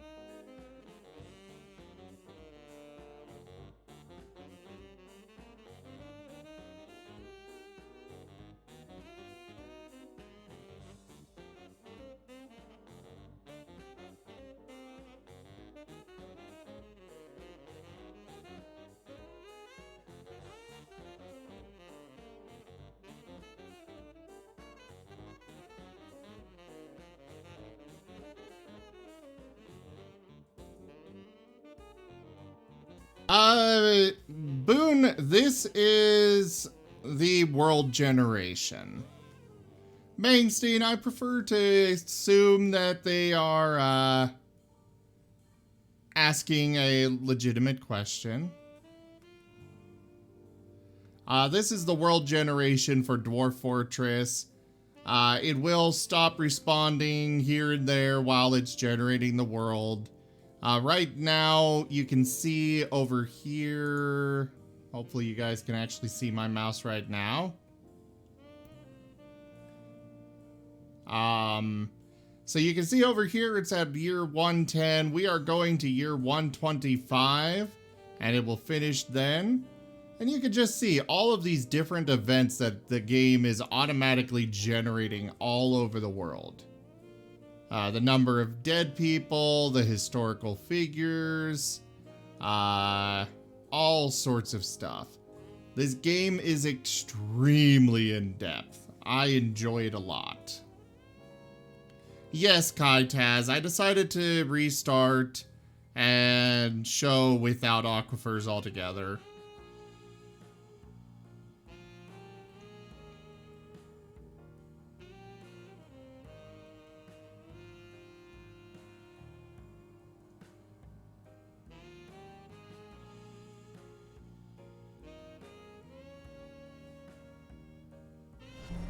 Here's to new beginnings. Yeah, it probably is. It really is. And thank you very much for that follow, Kai Taz. Welcome.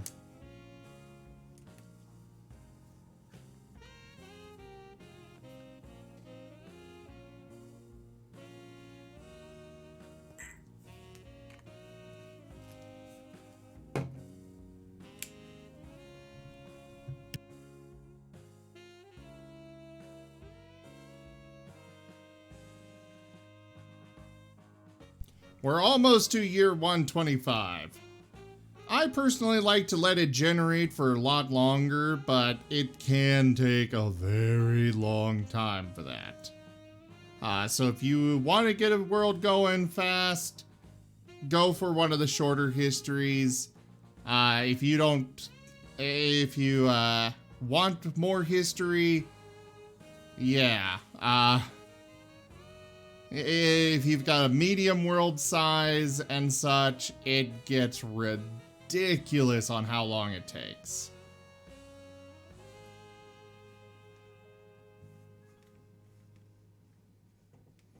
Oh, really? I did not actually know that, Kaitaz. Good to know. So after it's generated, you'll hit enter to accept, or you can abandon it if you want. Then it will offload everything that it was processing and stuff, and then you can start playing.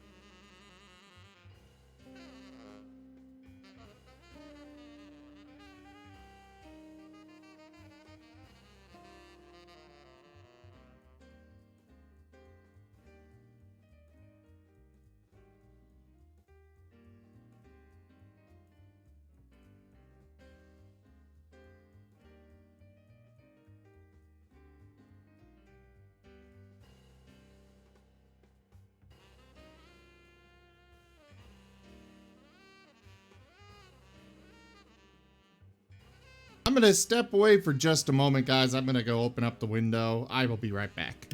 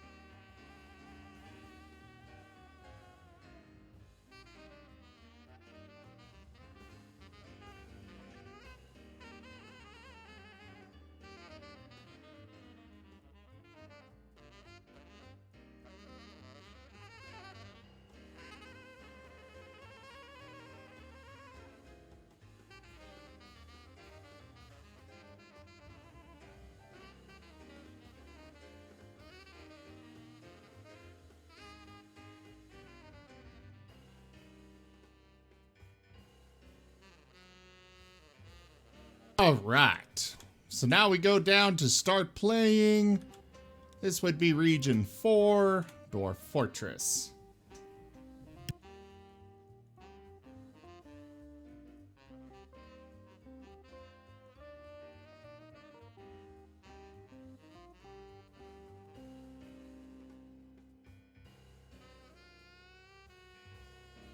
For the record, this here is actually the calendar for the world. The various months and seasons. As you can see, we start off in spring, pretty close to the start. As I understand it, this little thing there where it was counting the days is basically the travel time. While you haven't actually, come to where you were gonna go, or selected where you're going, it's just kind of the way they work it. It's interesting, in my opinion. So that's a stream. Is this an actual river? There is an actual river this time. Though, I Actually, I kind of like that site.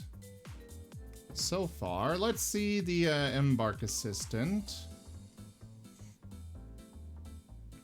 Soil 4 to 4. We'll have elves, goblins, skulking, and humans. We've got access to sandy clay, iron, gold, silver, copper, and platinum. Yeah, I think I like this area.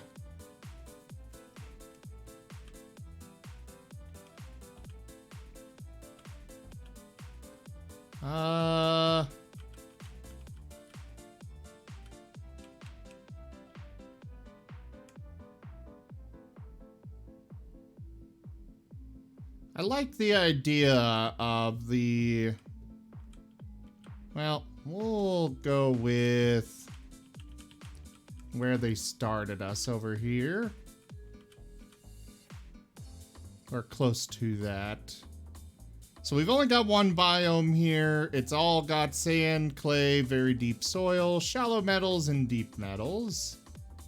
Got the iron, gold, silver, copper, platinum, and the rest of those. So perfect. Let's embark right here. Go there. Now, sometimes when you select a one of those prepare for a journey things, it still gives you some more points for spending. I usually pop those, if it's only a little bit, I usually pop those into more seeds, because they're kind of useful. Pigtails are primarily used for making cloth. So they are very important themselves as well. What is our fort name? Summit Letter. The Regal Portals. Interesting. I'll go with those. And now to embark.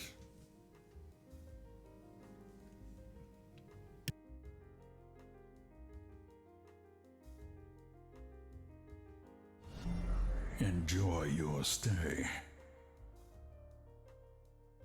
Coyote Husky, thank you very much for that follow and welcome.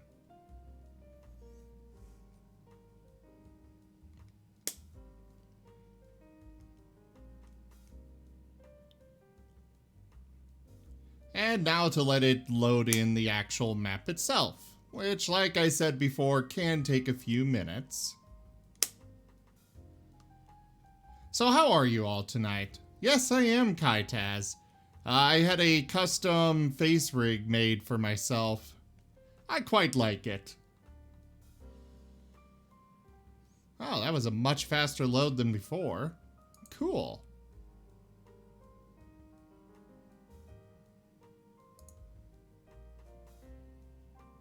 What was I gonna do here? All right. Guys, don't forget, come help us out with the stream raiders. You can place a troop every 5 minutes. I kinda like this design. There's a lot of mountain up there. Where are rivers? Ah, lots of fish in that river. Excellent. What the hell is that? Is that a snapping turtle or something? Okay, it is a snapping turtle. Turtle. Turtle.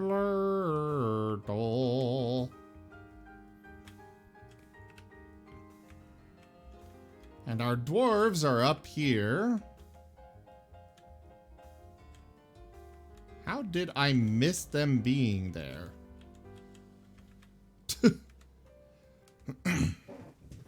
Well, all right then.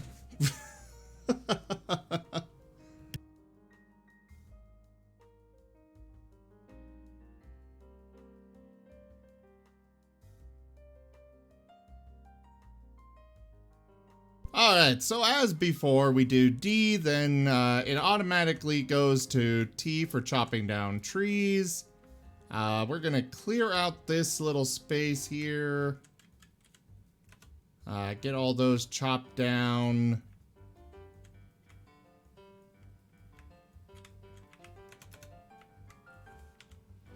Oh, there we go. And do you want skills to go with him? Because he's gonna come in with no skills.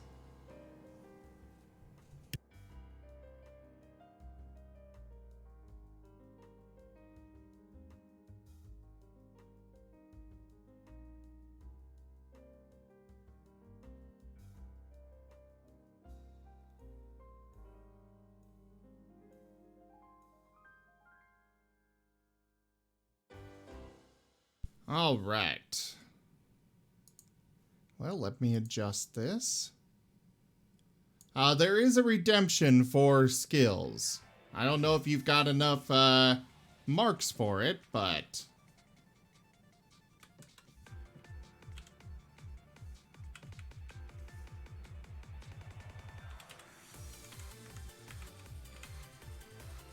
And 147.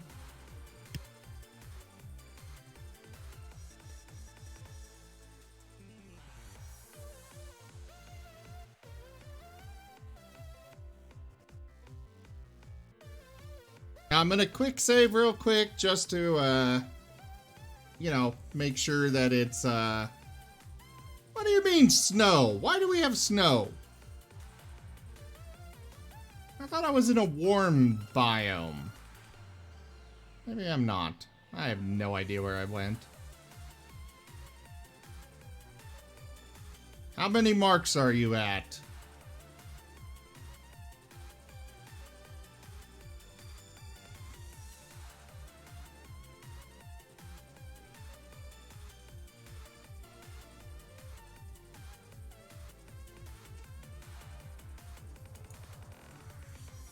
All right.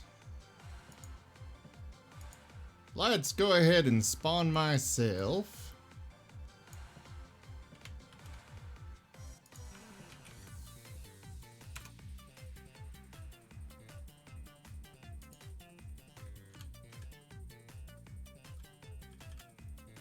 And right there. We will do position again.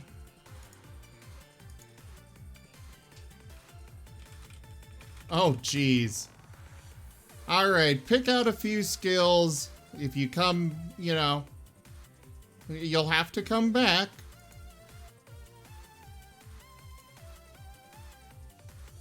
To earn the rest of them and spend them once you have that. But go ahead and pick out the skills you'd like.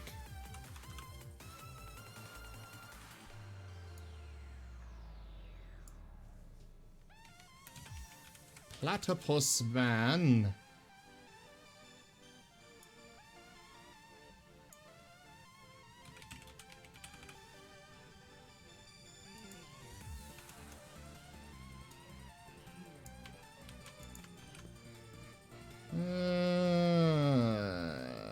There you are.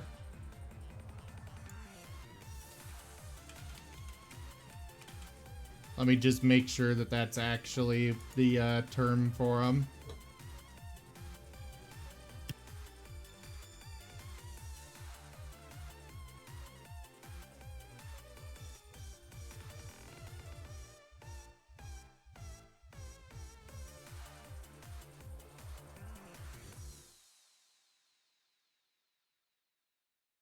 Contrary to popular rumors, there are no records of any civilization having ever recruited platypus men as secret agents.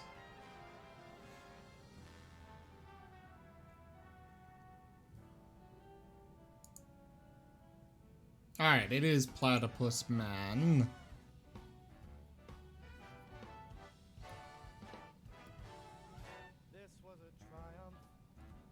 You know, that is a good point, Kaitaz.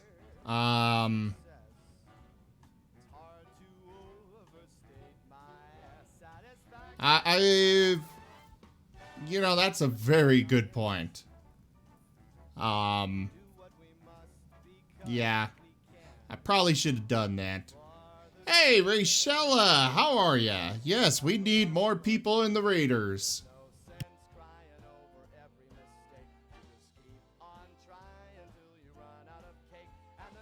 So, Boone, before I go putting you in, are you gonna be, what skills do you want?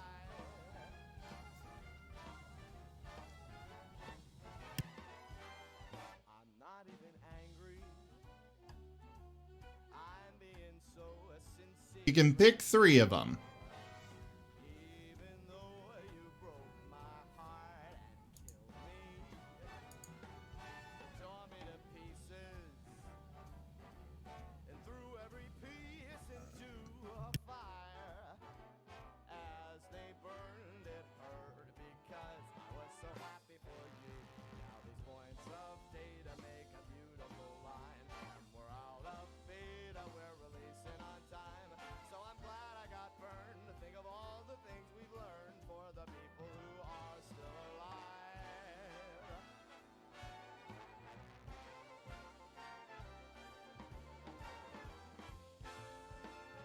Bum ba da ba bum ba ba da ba. Ba da da ba ba dum ba dum.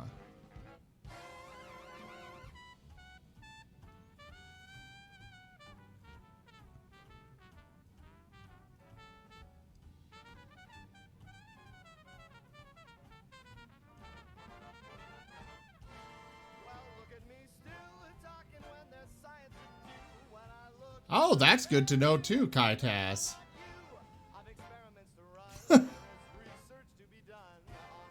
Alright, so just so those watching the recording later don't have to read, Kaitas says not to take anvils. They cost, I believe they do cost 100. Instead, you can take more food and drink. You can always buy anvils using the crafts you make from stone by the time of the first caravan. Another tip, if you have 10 times plus or 10x plus 1 objects, you get an extra bag. The example here being, if you have 0 to 10 plump helmet spawns, you get 1 bag. 11 to 20, you get 2 bags. And if you get 21, you'll get an additional free bag for just a single point. And bags are very useful. Very, very useful. Third one here, combine one skill that sees constant use, such as Carpenter, with another skill that is used more rarely, such as Woodcutter. Do not combine 2 skills that both require a ton of work, such as Mason and Farmer. I believe you mean that on one particular dwarf. Bum ba dum ba bum bum ba da da da ba da ba ba ba ba ba ba da ba ba ba ba da ba ba.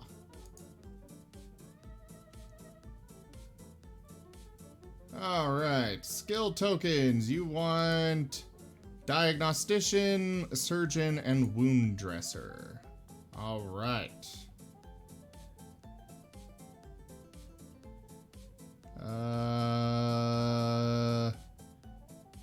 Where are those on this list? One moment, I'm looking.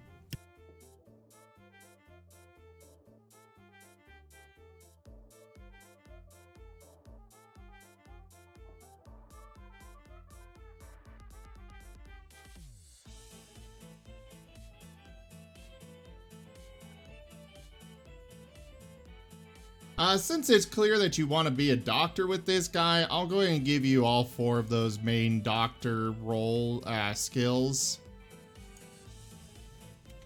So,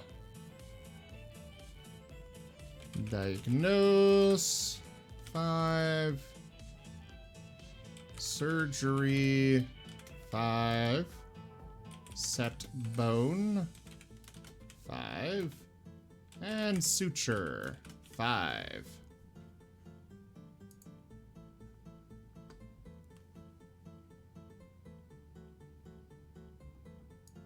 And nickname would be Boone 115.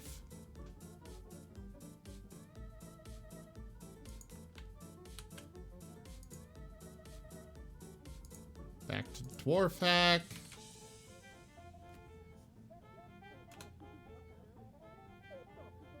Oh! Apparently the platypus man is not actually... I spelled it right.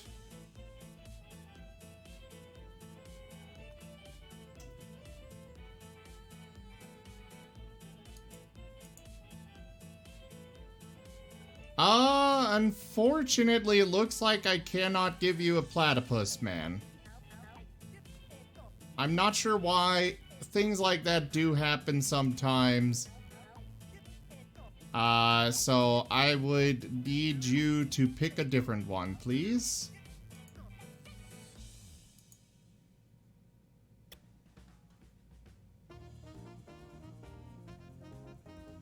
Boone, you'll need to pick a different one.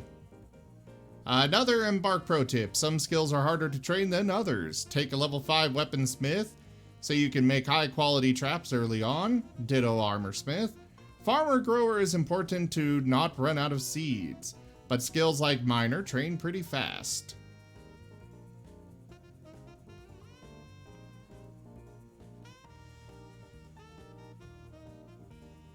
So which one would you like, Boone?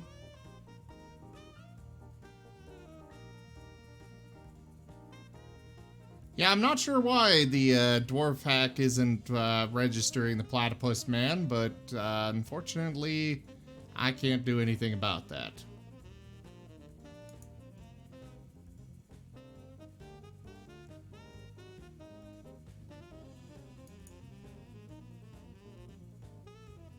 Please pick quickly so I can get on with this. And we can get going with the game itself.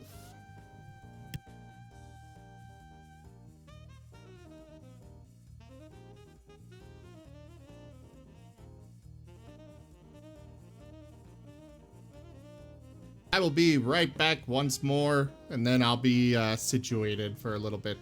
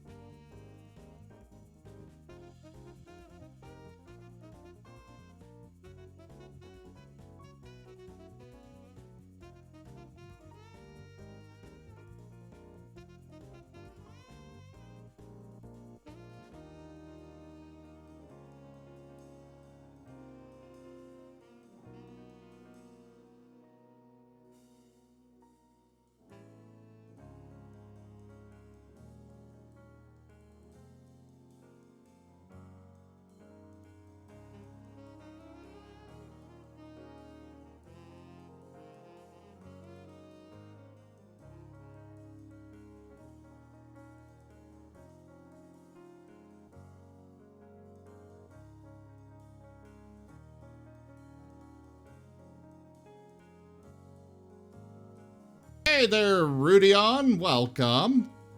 And yeah, it's just linking you to the that thing.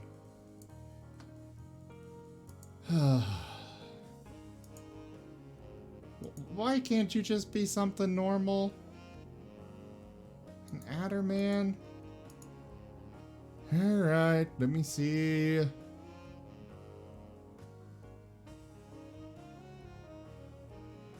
Addermen have nothing to do with Dwarven computing, despite what they may say. What? I don't get that particular joke.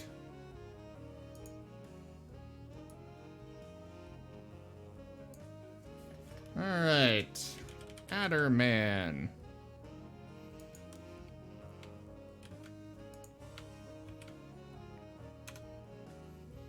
Alright, there you go, Boone.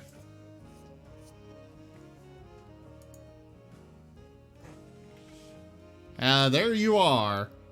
Right under the cursor. Alright, let me quick save just to make sure we don't run into problems. Shouldn't take too long.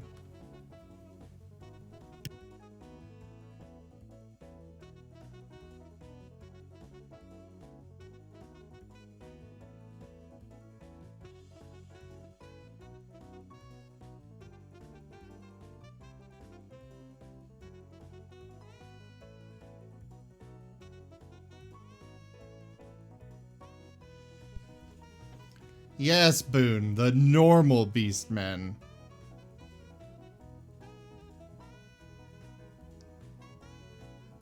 Alright. So yeah, we designated things to start getting chopped down. Let's mine into the mountain here. I can't tell if that's like sand or what.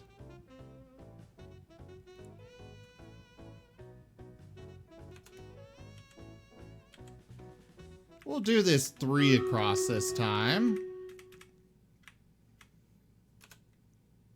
Dig. And then right here we'll do our 5x5 for farming.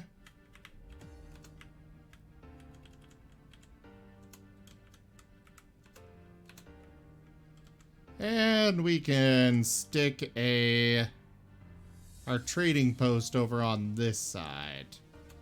The trading post is 7 or 5x5. I personally like to go 7x7.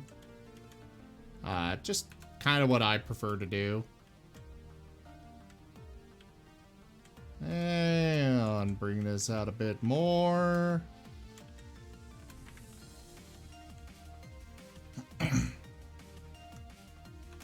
And we'll start digging our stairs down right here. Oops. We want to go with downstairs here. And then up downstairs. Let's make sure that's okay.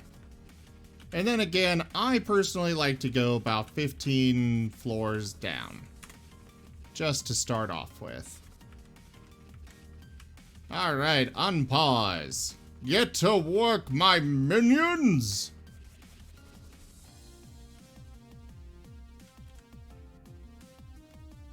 And we also need to enable our auto labor on Dwarf Hack.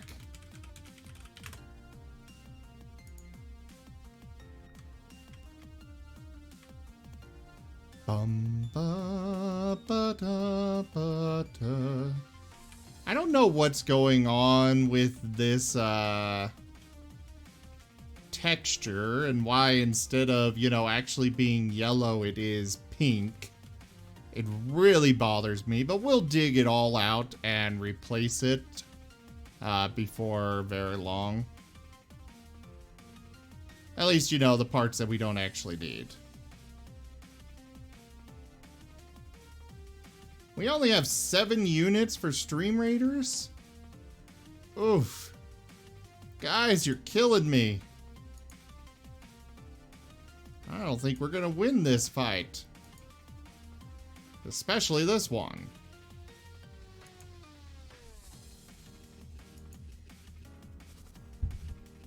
I think this will be our last Stream Raiders battle we're gonna do tonight.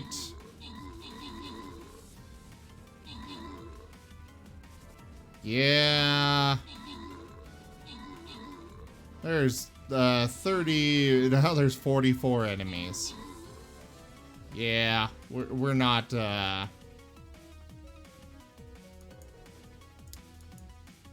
well.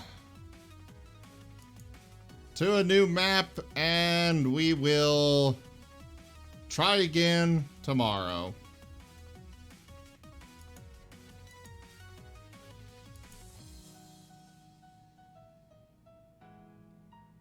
Ah, okay. That makes sense. Ba-dum bum ba-da ba ba ba ba-da.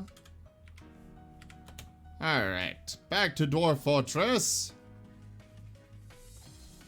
Now, something for you guys to note. These textures are tree roots. If you mine these out and then chop down the tree up above, there will be a hole, and it will disrupt your inside dark status for farms and such. Because like your plump helmets and stuff that you start off with, those are reliant on it being inside and dark.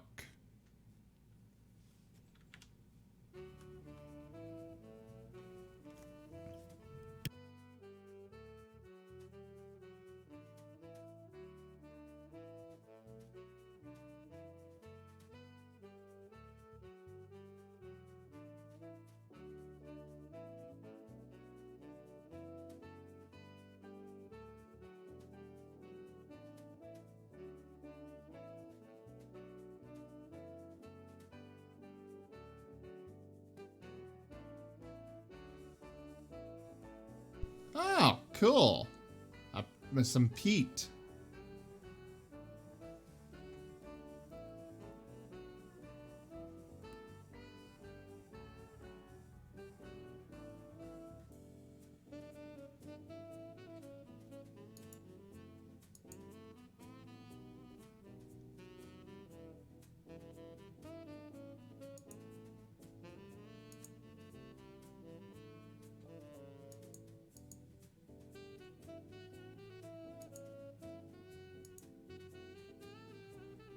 Peat is kind of interesting, but it's not really useful to us here. We got mudstone. Why mudstone? I hate mudstone.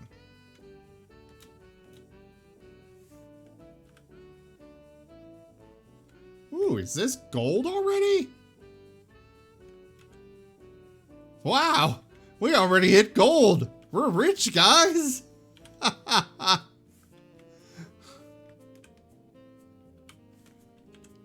Alright, so this floor will be our dining hall.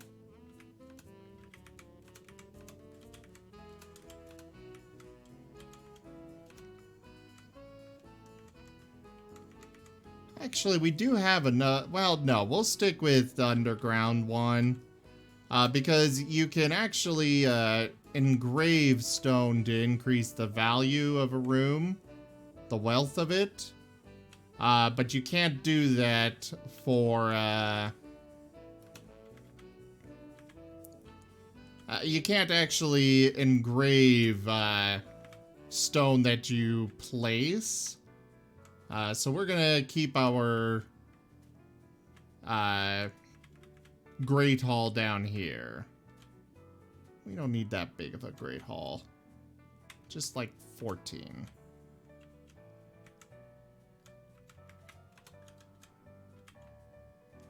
And your dwarves do want a dance area. So that's why I typically leave this center section empty.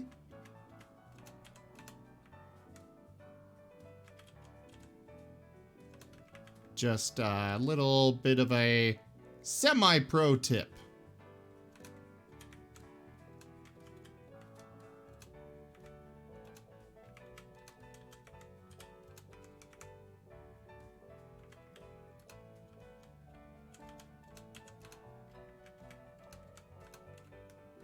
All right.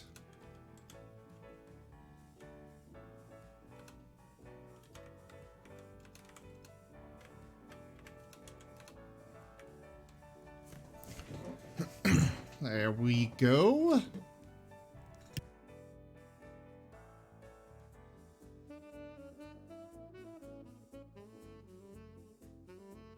So, again, I do a space of 2, chair, table, table, chair, and then 2 more empty space on the outside. It's not really required, it's just what I prefer to do for design. Obviously, you can do whatever you want. And then up here is where my kitchen and brewery is going to be. I usually do kitchen, brewery, and these 3x3 spots. Sometimes if I need to, I usually make these extra spots just in case I need to expand either one of them. Because sometimes you do need to keep up with demand.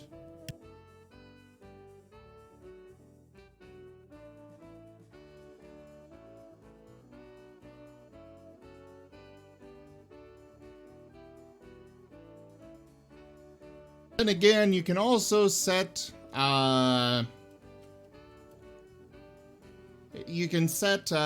hotkeys with Shift H. And we are going to do hotkey 3 for our kitchens. So you just hit F3 and then Z, so it'll zoom there. And then change name. I'm going to set it to dining.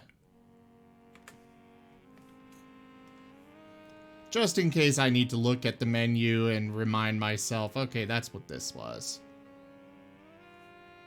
Because sometimes you need to.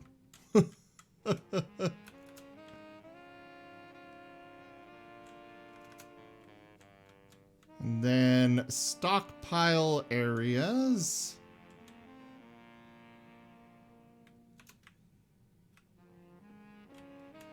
Perfect.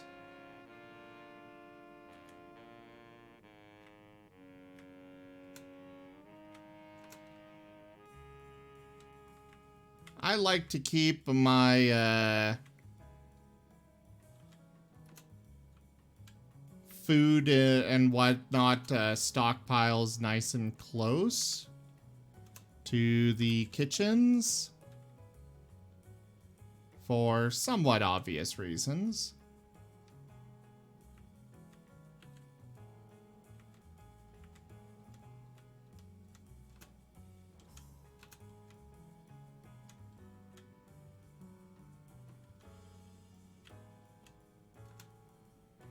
There we go.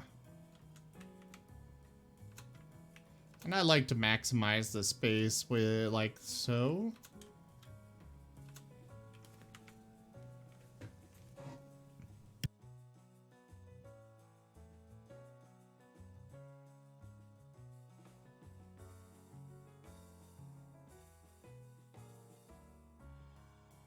So this floor is going to be for our noble quarters and temples.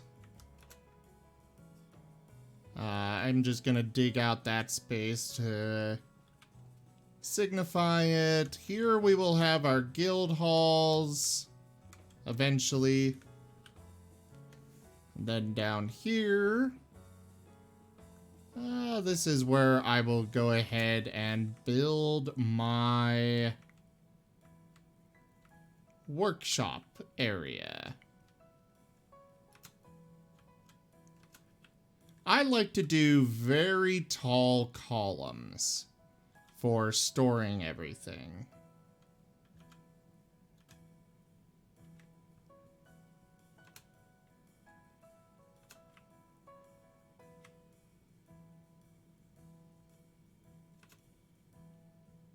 I went with 11? Okay. And over to here. There we go. Now you can set your own priorities on things using the plus and minus. It defaults to priority 4, but then you can go in and change it to a higher priority if you want that area mined out sooner. In this case, I do, because I want to start getting my mason workshop set up ASAP. And other workshops. Every workshop has a particular area that that your dwarves cannot walk through. Which is why it's important to do these rooms on both the upper floor, or on the bottom and the top. Because in general, they'll, like, furnaces are the top square that are blocked off.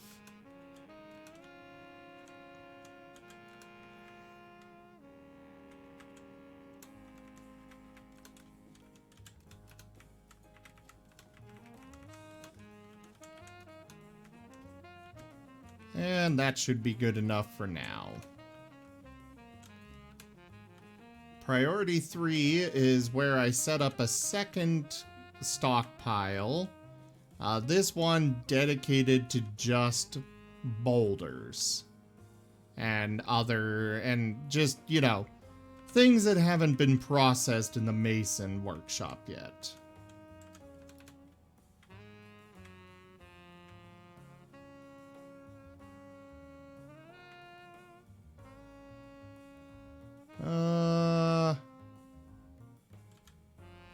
We'll put it there.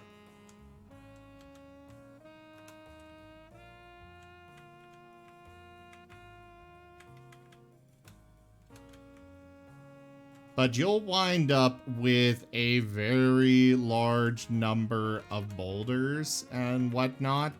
So it's good to have them separated and not taking up as much space.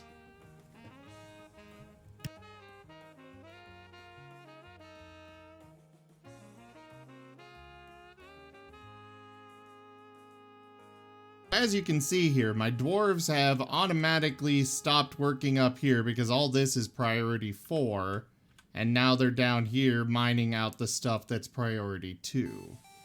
Lower is, you know, faster for them to go dig.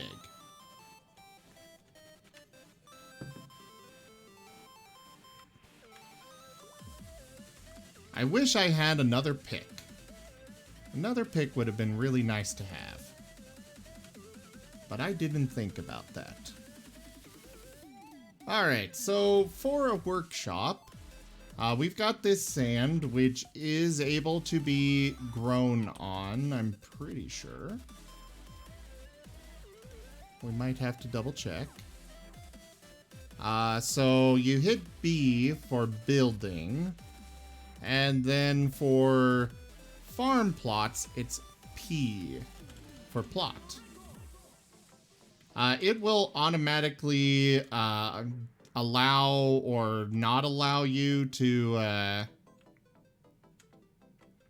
place a farm plot in an area based on whether things will actually grow there. Surface stuff is kind of iffy on whether it'll actually let you, if it'll actually work. As you can see, it keeps popping up with an error that's kind of full of crap. And then we'll put another farm plot here.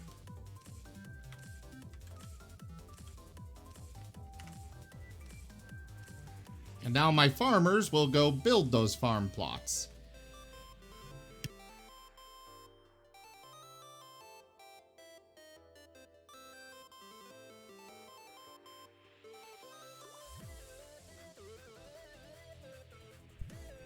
Alright, so now that those are done, you hit Q to kind of control them. This will bring you to this menu here.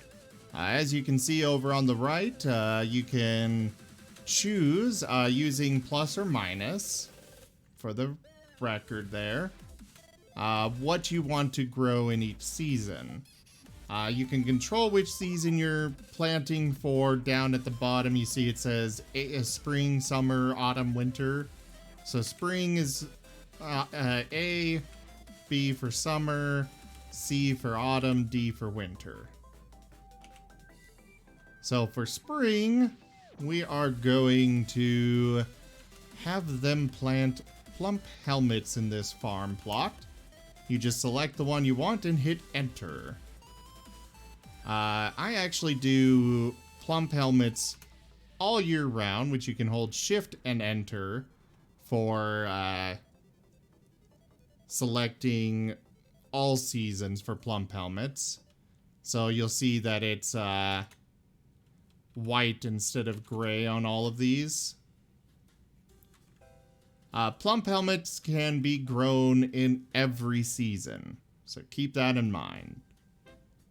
Now here, we're going to do plump helmets for spring, pigtails for summer, pigtails also for autumn, and winter plump helmets.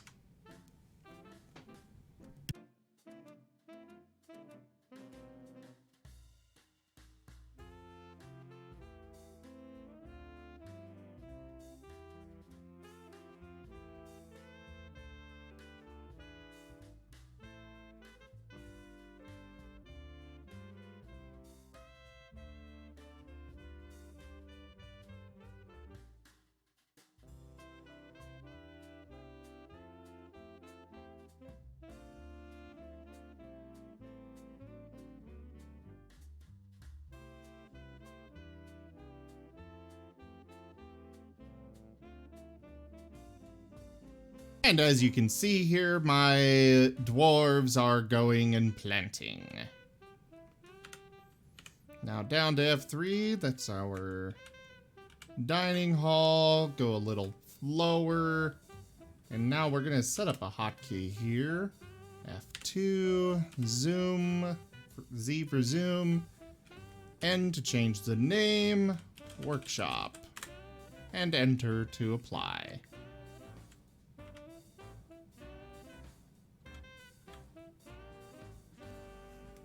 We got a lot of resources down here, though I'm not sure where my miners have gone off to.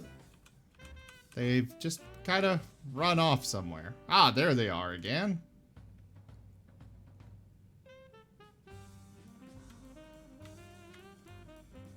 Basically, the more picks you have, the more people can actually mine out stuff. So always keep that in mind. Most of the default starts will be Is that really what you were going for, Boone? Oh God. That is terrible and you should be ashamed. Yeah, you're right. It is too late.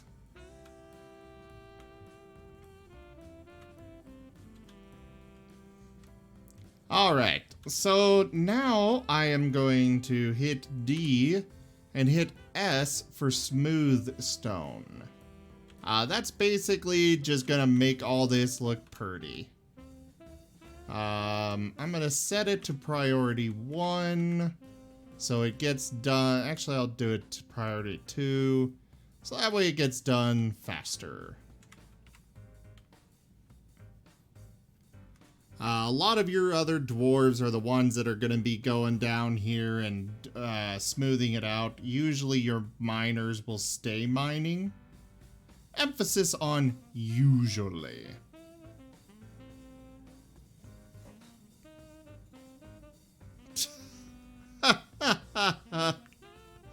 I need to get my channel sound set back up. I had some great ones with Zoidberg.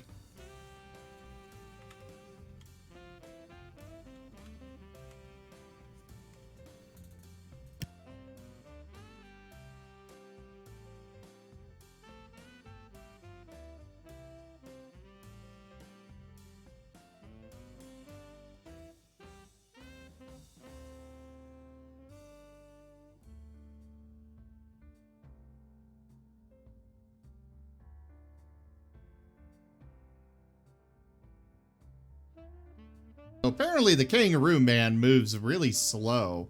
Probably because he's got to hop everywhere. Though that adder definitely moves around quick. Very quick. Almost creepily so.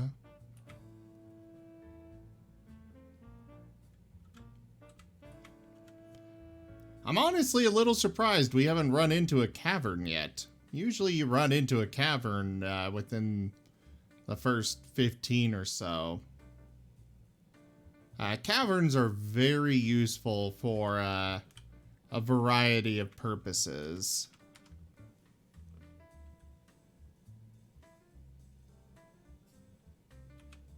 I'm pretty sure the snail man would move way too slow to be of any use for anything.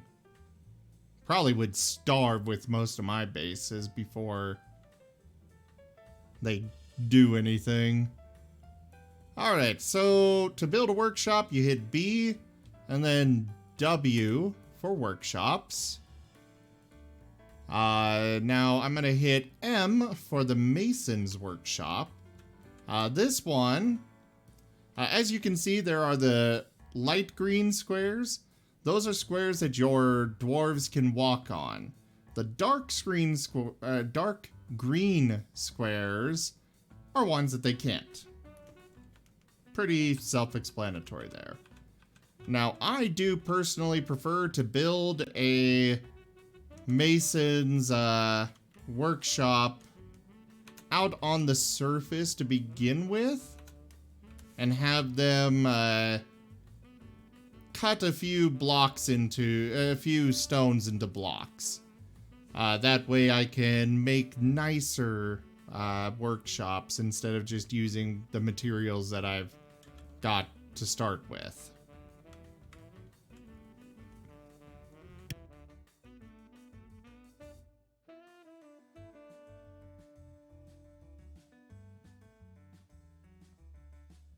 Now that my workshop is done, I can hit Q, go over it. Oftentimes, like, you can be pretty far away if there's no other buildings nearby. But, you know, just go in here, add new task, construct rock blocks. Again, you select from this menu with plus and minus, or add, subtract, as the key thing is telling on screen. But you do add new task with A. I'm going to scroll down to rock blocks, and then I'm going to do details and have them make it out and make some microcline blocks. And I'm going to do that a few times just to get enough to get me going.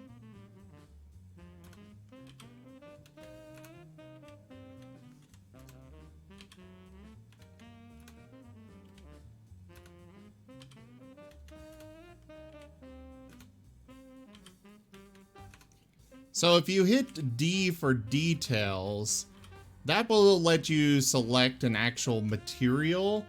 It lists everything in the game, but you don't necessarily have all those, obviously.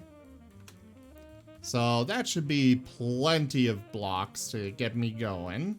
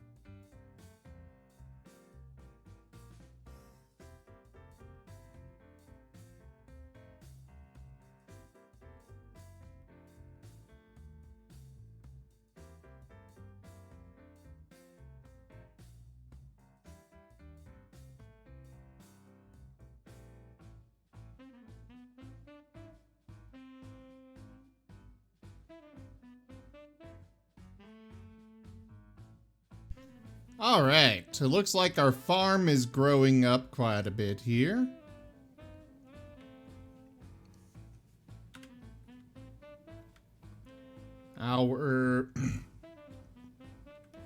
Excuse me, our kitchen is not quite finished yet. Let's check the status. Okay, that's done. Perfect. So let's come back to our kitchen and dig up here to our storage so we can start getting the storage set up for foodstuffs.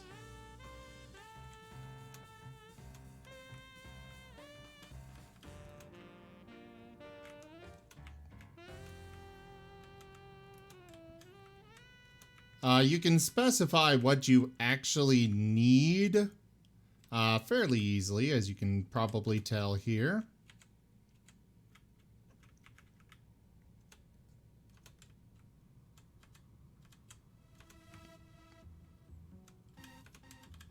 There we go. So now my miners will start mining that out a lot faster. Oh yeah, it's going a lot smoother because we didn't run into, you know, a aquifer.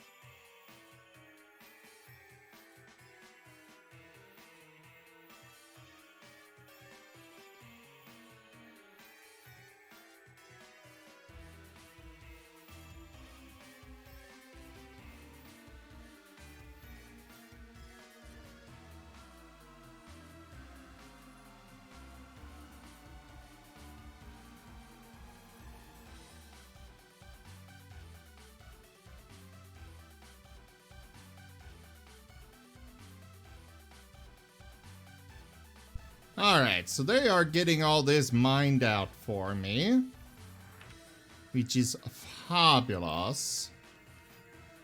Let's check on... Alright, so they're actively working on that.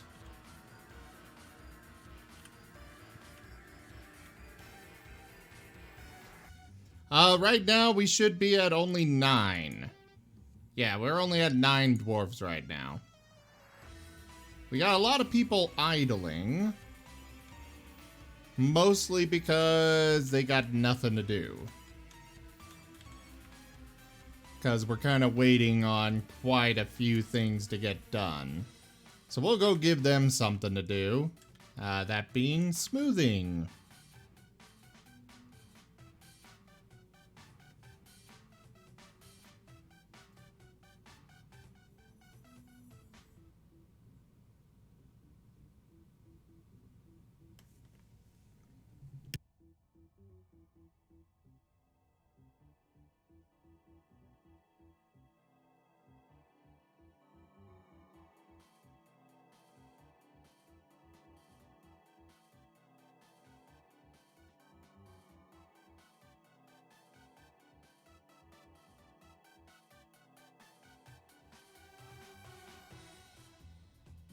Hey, they gotta do something to earn their keep.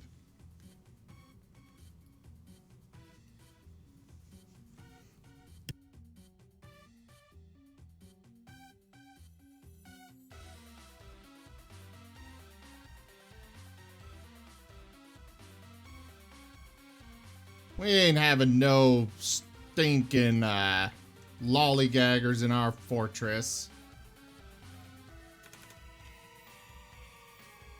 Let's connect those.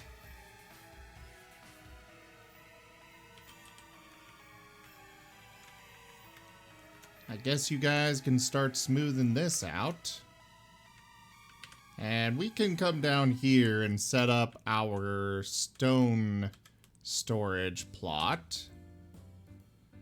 So to do this, you hit P when you're not in another menu. And this will be for a stockpile. So I will then go... I usually just go to... I hit T for custom settings.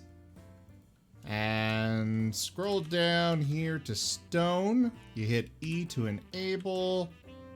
I like to forbid... so here you've got... So this column, it's the END. To enable or disable altogether.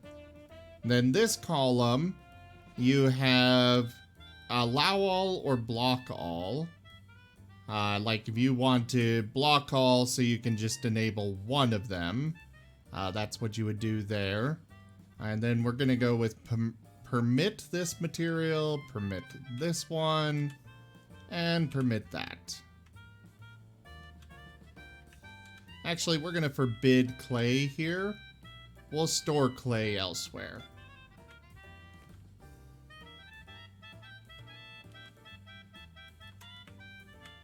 And then you just hit enter, drag where you want, and hit enter again.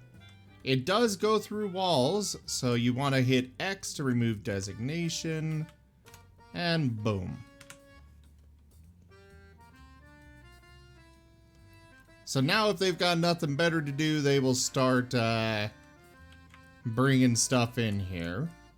And now I'm going to set a priority 5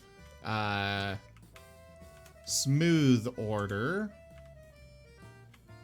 Actually, I'll just do it with these, because I don't particularly care that much about it all being smooth.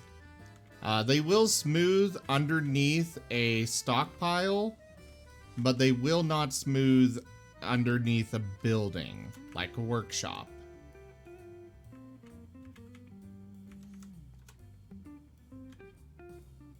Set that all to priority 3. Now let's build our mason's workshop down here, our permanent one. We gotta use plus minus to find our microcline blocks. There we go. We also want to get a carpenter's workshop, or C, set up. That'll go there. And then I also like to start us off with a mechanic's workshop. Don't they care about what?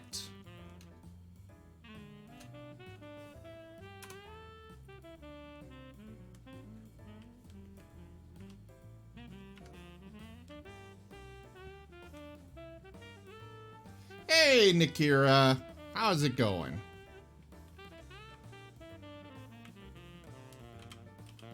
And then we're gonna smooth here as well with a high priority.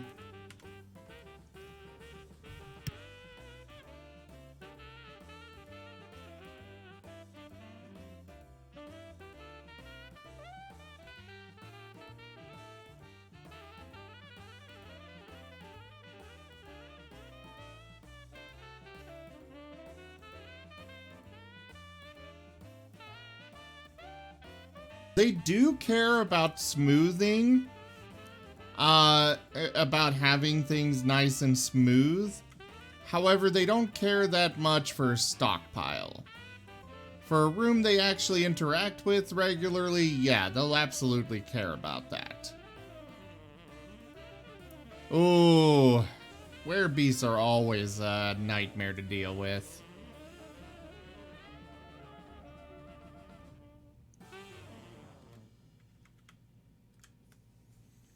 Like a serious nightmare.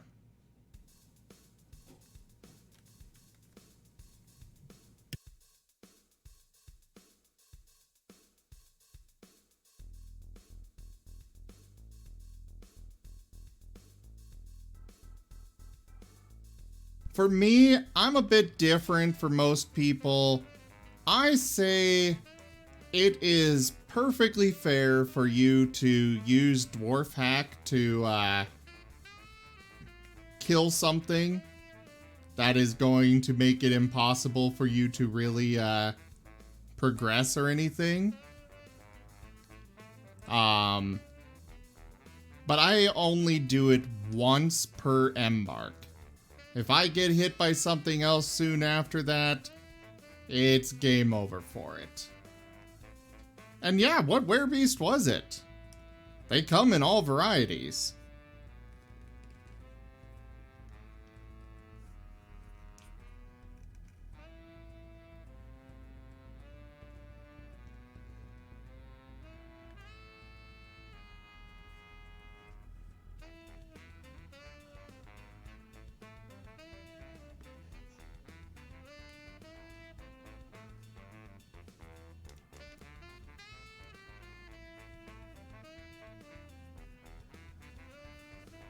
All right.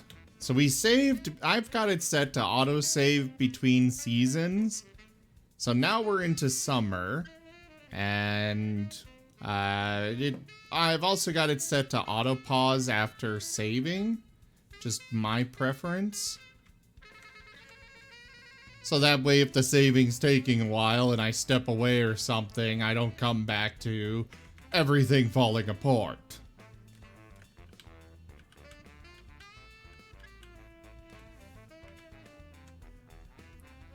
My first werebeast was a my first werebeast was a werehorse. Then I had that one caught me completely by surprise. I had all of my defenses and stuff set up, but I didn't know about putting a dog outside to keep an eye out. And it kind of was, as soon as I got notified, it was right next to my, it was right next to my entrance. So that was fun, because I couldn't pull up the doors fast enough. There was another time where, I don't remember what werebeast it was. I think it might have been a deer. I managed to get my main gates closed. I had an above ground, like it was a setup similar to this one. And I had a above ground, completely walled off area pasture for my animals. And it climbed up the wall and jumped over the wall, which was fun. And I didn't close the gate up there yet. It thankfully got distracted by my animals up there. But as soon as the gate closed, my expedition leader had run outside up there for some reason and kind of got mauled. Mullicade werebeasts are basically invincible from what I understand about them. And there's the fact that, you know, they are very infectious. So, you know, even if you do try and fight one, it will have, yeah, they infect you with just one hit. And so you can wind up with an entire fortress of werebeasts, and they all go berserk. Yeah, it gets real nasty real fast. Now we've got a kobold right here that was coming in to try and steal stuff. Yes, I know about them. Oh, there's two of them. Now, things like those... Oh, holy crap. How many of them are there?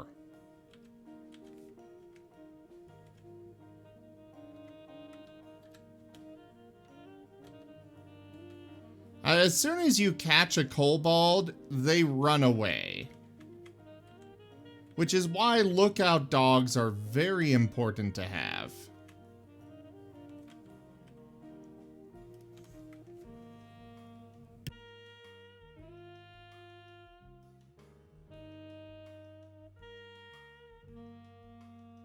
Vampire dwarves are quite fun.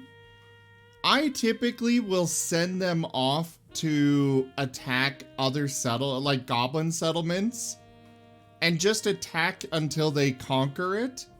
It takes several tries, but you don't even need to send them with any equipment. They just, they are invincible.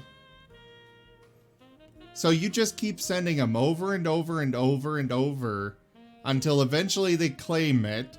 And then you've got another settlement that's considered one of your holdings, and it can't, it's got that settlement that's part of your holdings, and it's not causing you problems anymore.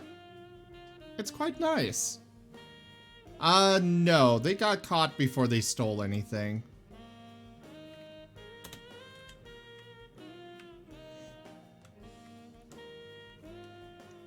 Alright. I am going to remove this building now.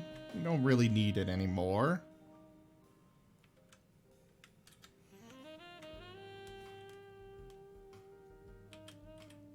This is nearly finished, which is great. Let's go ahead and smooth all this out for now. We'll eventually come in and mine out all this gold and whatnot. But for now, we're just gonna smooth it. Because I don't really need a whole lot. I just, you know. At least not right now. I'd rather just get the base up and running, and then we'll worry about it.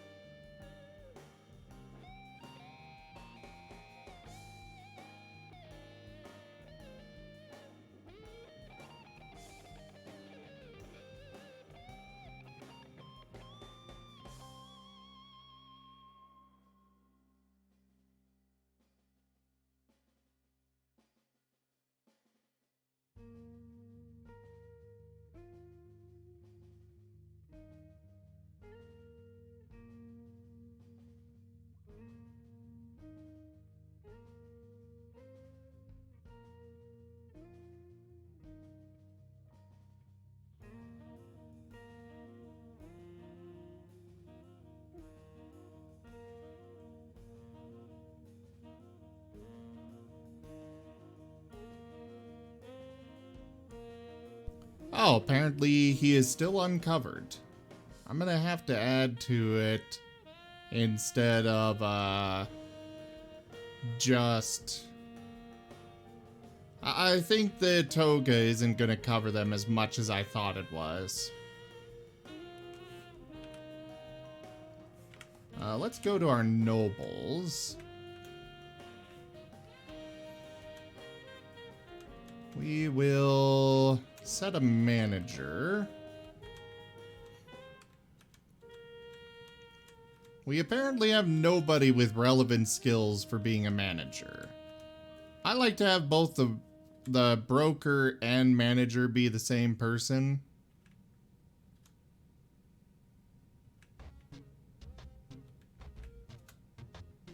So I'm gonna set myself as both the manager and the broker.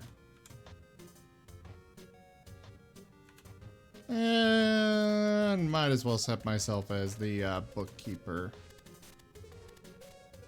No, I'll replace them with someone else. We'll do the expedition later as the bookkeeper. I am Nakira. Yes.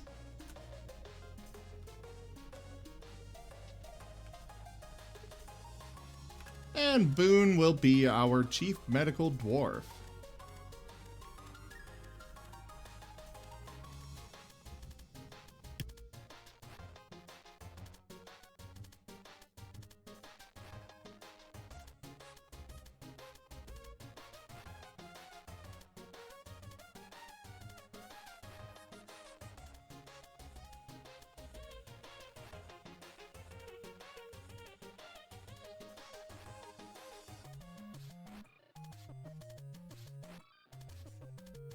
Those items were not lost. They just got taken out of the place. God damn it. Mason. Microcline. Carpenter, that was the other one. Microcline blocks.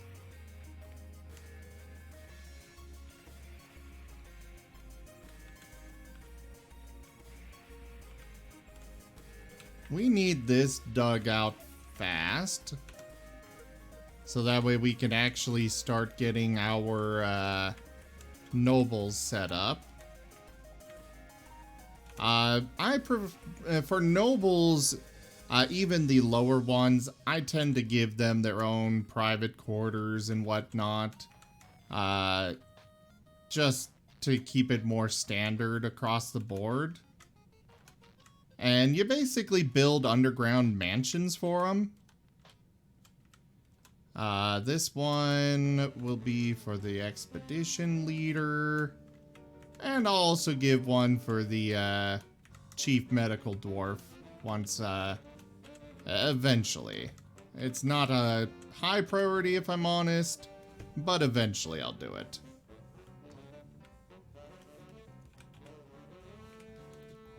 Oh, this. So once you assign a noble to manager, you hit N, you can assign people to various positions. Honestly, Nakira, I have no idea. I don't think it really does. And yeah, Sabata, some nobles are useful. The majority of them aren't. And these guys aren't really what I would consider nobles anyways. These guys are kind of just there. They kind of just do stuff. You know what? I'm going to set somebody else as the manager. Mostly because he moves slow. We'll set the expedition leader as a manager. No, I'll keep the manager to me. Well, no. We'll do Boone. Boone can be the manager. And bookkeeper, we'll set that. Those two can do those two jobs together.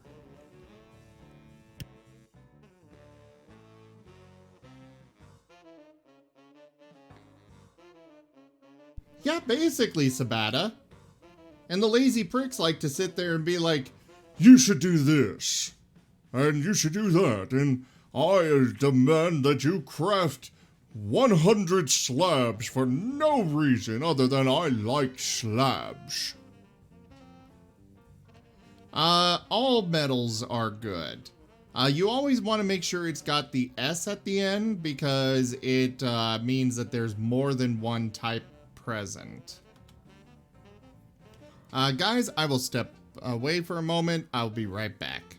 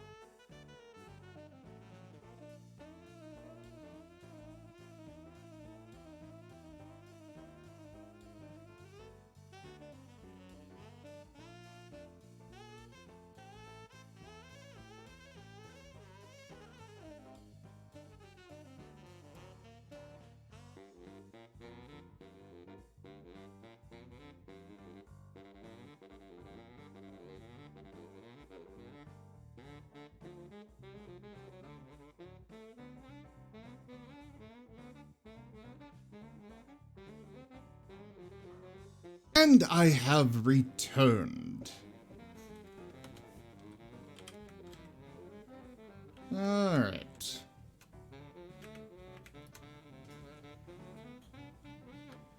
Do that, because all of them are, most of them are going to need offices.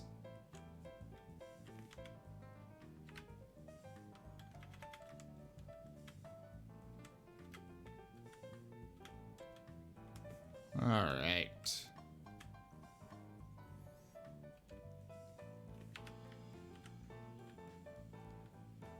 All we have so much designated to be mined out. Mine faster! Wait, what? We don't have any food available? Why were you trying to give food? Okay. So I just hit I to designate a zone. And now I'm going to set up a nice zone here. A nice big one.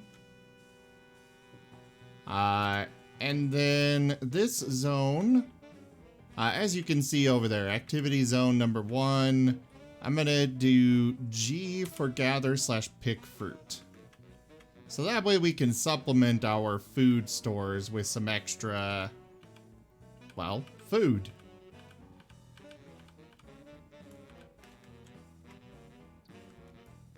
For storage, I typically do, this is my typical storage situation. You can see it here. I've got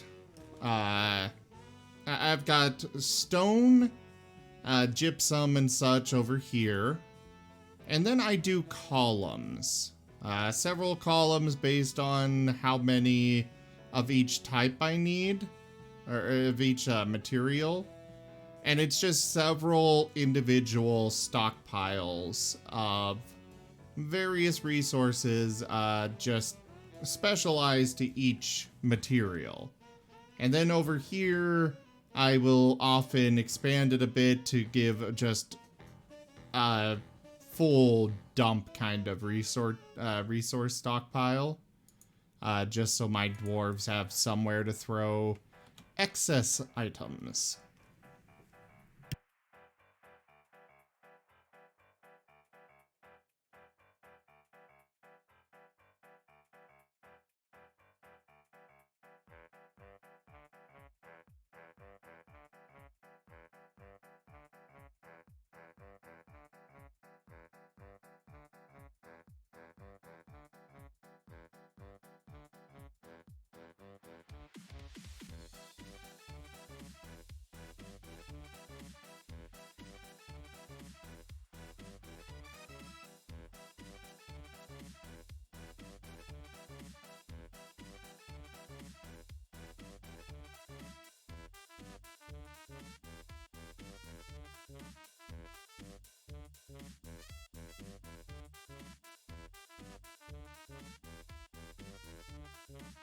You mean the infinite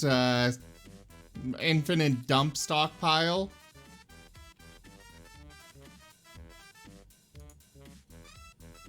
Is that what you're referring to? Who are you guys trying to give food to? Is somebody starving? Got the feeling it is, Boone's character. Yeah, the quantum storage. Is it to a pet?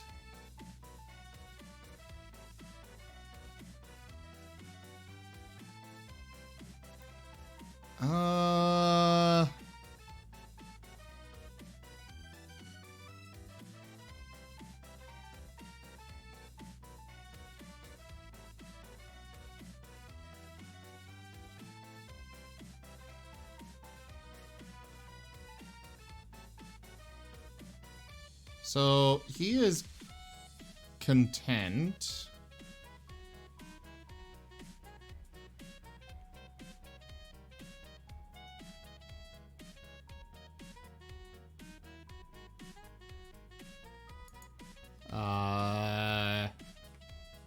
Yeah, maybe it is an animal. Let's set this as a pasture, a pen/pasture as well. And I'm just gonna assign everything to this pen, to this pasture, at least for now. I will be moving it elsewhere later, after we break into our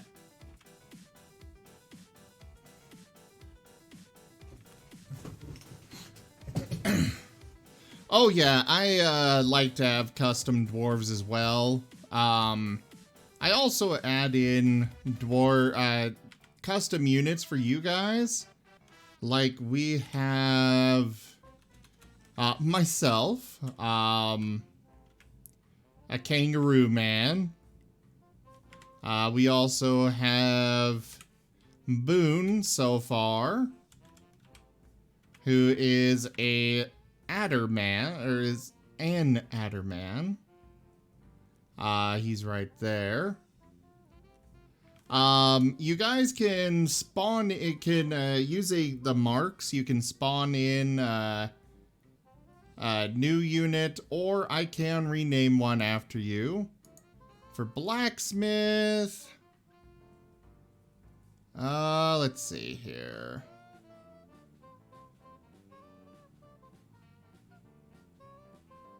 We've got nobody with any skills in blacksmithing yet. We do have one person that's a novice, furnace operator and weaponsmith. I could give that to you, Sabata.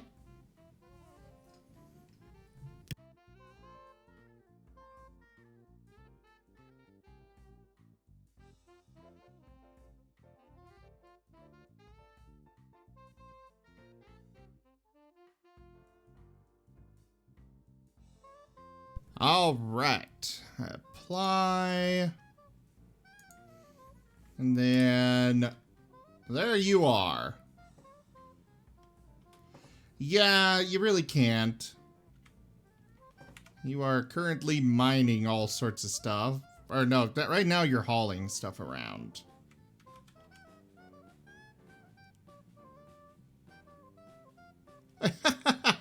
That's fair, Nikira.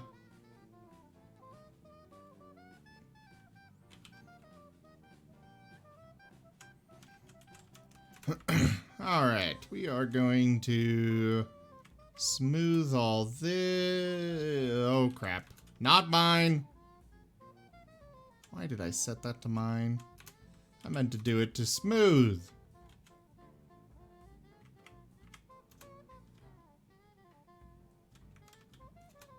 Alright.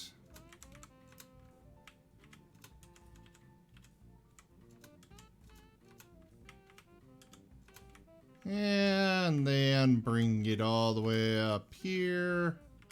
There we go.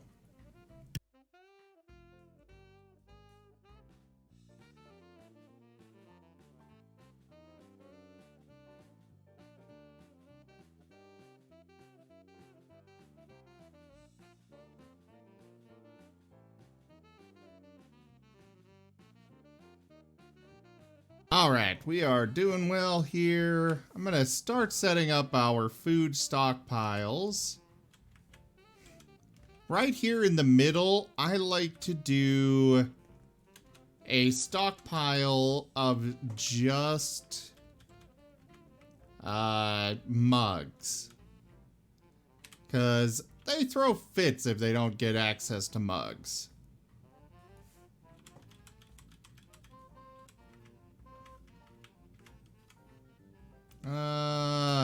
Forbid. And I believe it's goblet. No. You hit enter for just one particular type out of that.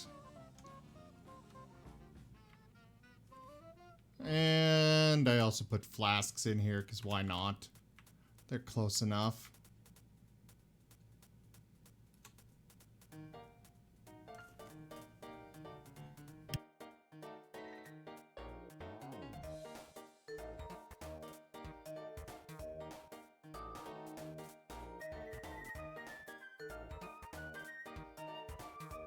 Yeah, nowadays you want to put your some chests inside of your dining hall itself.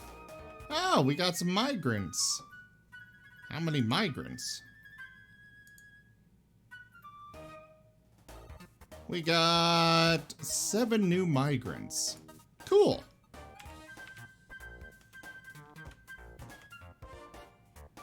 All right, new plot.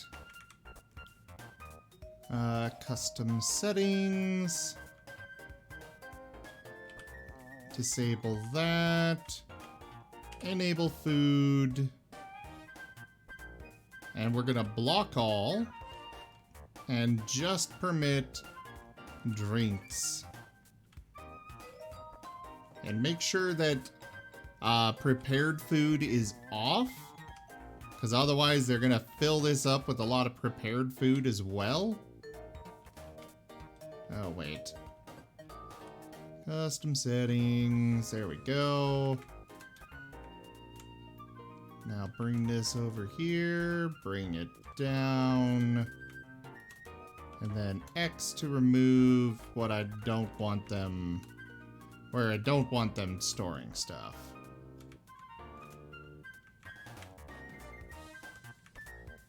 And then over here...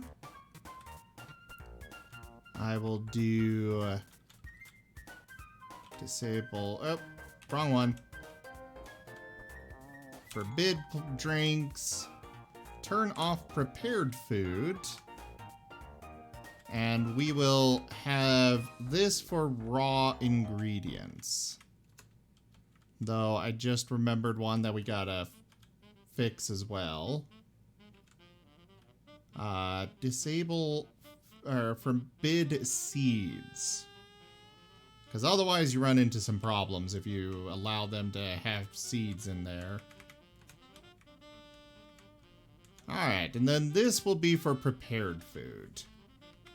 Now if you mess up on your stockpile, you can just hit Q, hover over the stockpile, hit S to change settings. And now I come down here and forbid seeds. I agree, Sabata. It's like you should be able to send out little... I would agree that they should enable you to just go out somewhere looking for resources.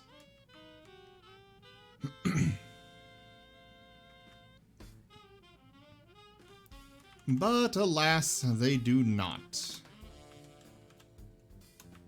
Alright, we're gonna set up some seed storage here. We'll actually make it a little bit bigger. Well, no, we'll leave it at that for now. And unpause.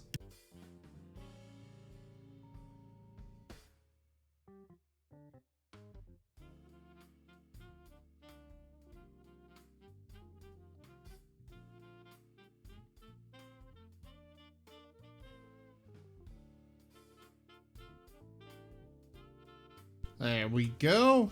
Stockpile, custom settings with T, block all, and then just permit seeds.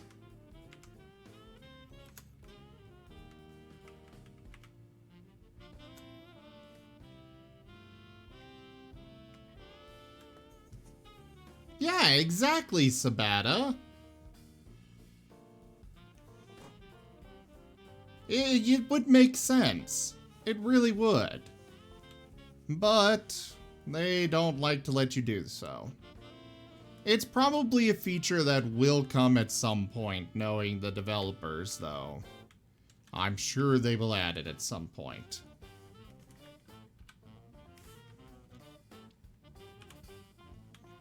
Alright, we are starting to get...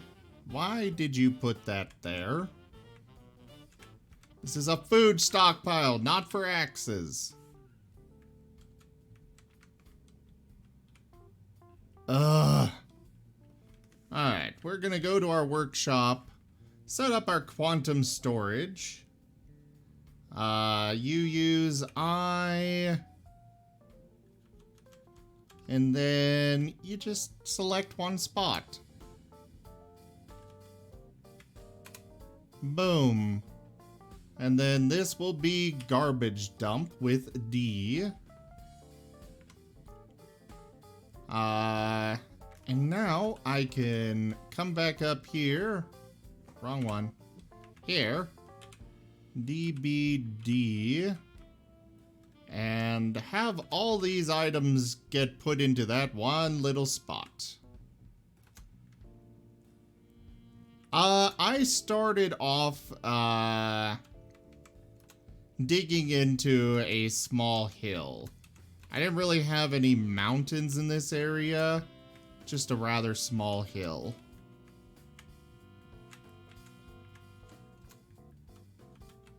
Just go dump all this stuff for now.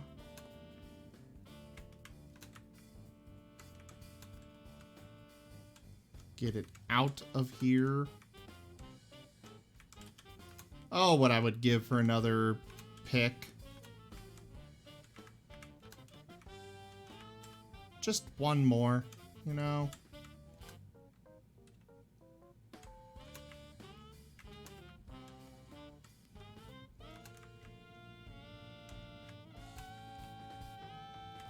Now, from what I have been told, I have not confirmed this yet, but if you choose to dump a square that a dwarf or other citizen is on, what I have been told is that it will cause your dwarves to go over and strip that person, naked. So just keep that in mind when you are placing stuff down.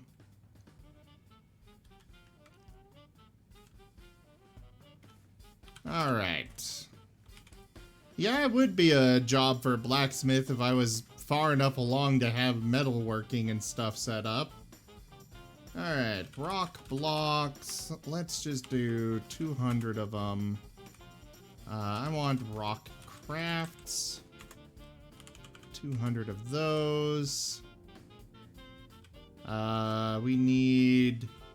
Oh, this is the manager, by the way. You hit J, then M, and this is where you can place work orders that your dwarves will automatically fulfill. Ah, good idea, Sabata. We definitely need some rock mugs. So you can just start typing after you hit Q for new order. And in this case, we're going to do rock mugs. You don't have to do it exactly. It's fairly easy to set this up.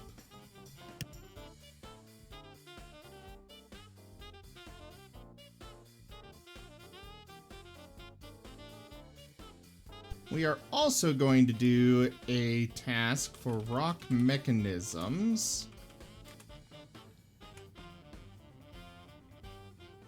And I need a rock throne. I'll get 4 of them for now. And rock table, 4 of those. Rock doors, we'll just do 20 of those. And that should be good enough. Get some of our people working.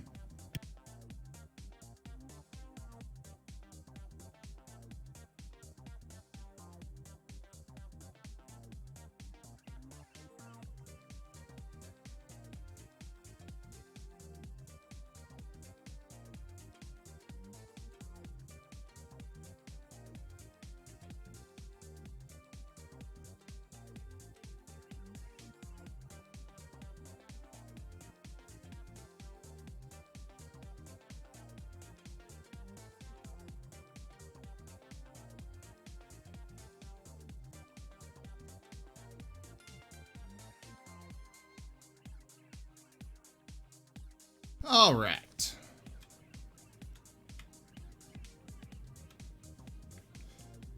Oh, right. We need a crafts dwarf workshop. Can't really make crafts without a crafts dwarf workshop.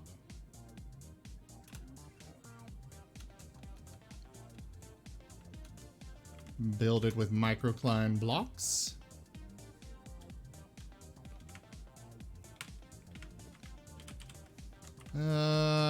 Priority 1, smooth stone here.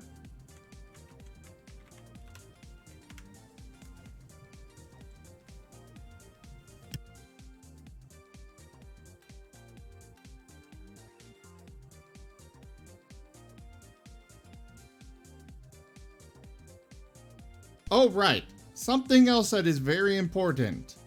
You want to make bins. Just starting them off with wood is good enough. We'll start off with 100 of them. What's up, Sabata?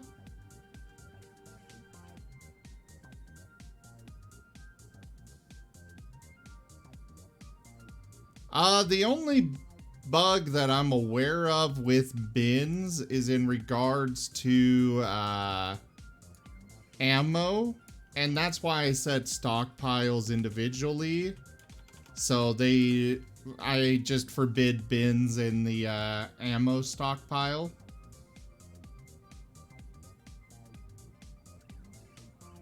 Let me check for bugs. Hauling jobs block access to all the items in the destination containers until the hauling is complete. This often results in cancellation spam and work delays. One workaround is creating a feeder stockpile with containers disabled. Ammunition stored in bins may not appear available to Mark's dwarves, eventually causing them to head to battle without bolts.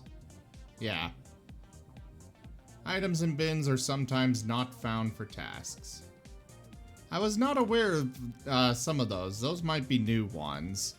But I haven't run into problems playing this so far with the newest version.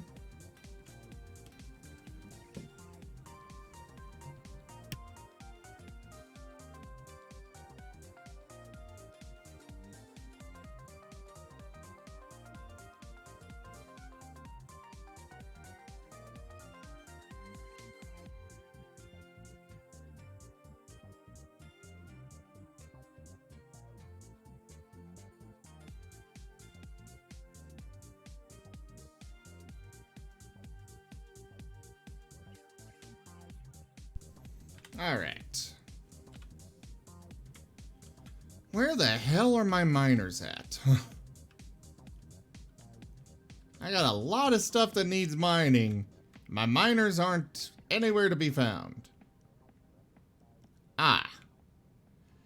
This is a problem that sometimes pops up with gathering zones that I've noticed. Let me look this up.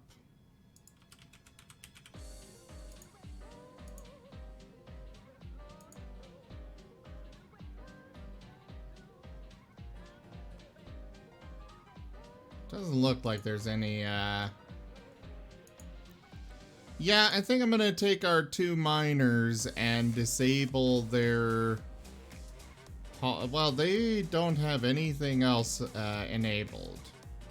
Except for feed patients / prisoners. That's the only other task they've got.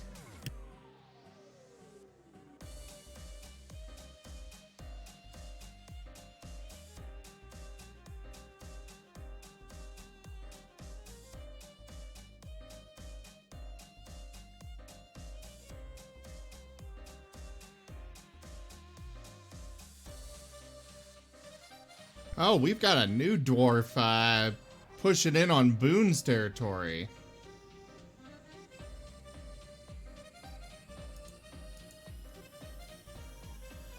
Boone is our medical dwarf. But yeah, sometimes I've noticed that your dwarves will just hang out in these zones and just sit there. I assume they're waiting for something to grow, but it's kind of annoying.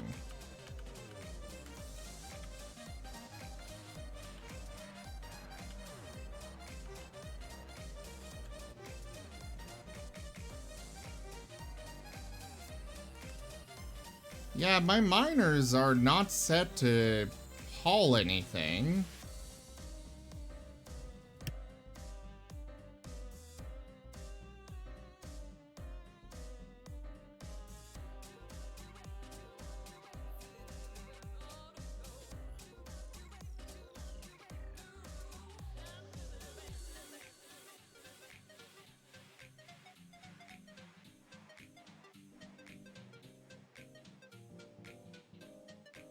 Something up? This is a common problem I've run into, where they'll just sit here. Who are my miners? Let's see, it's Katin and you, Sabata. Yeah, it just kind of does that. Okay, you are storing items. Why are you storing items? You're not set to do that. Okay, Sabata, you're at least getting back to work. Maybe. Ah, yes, there you are.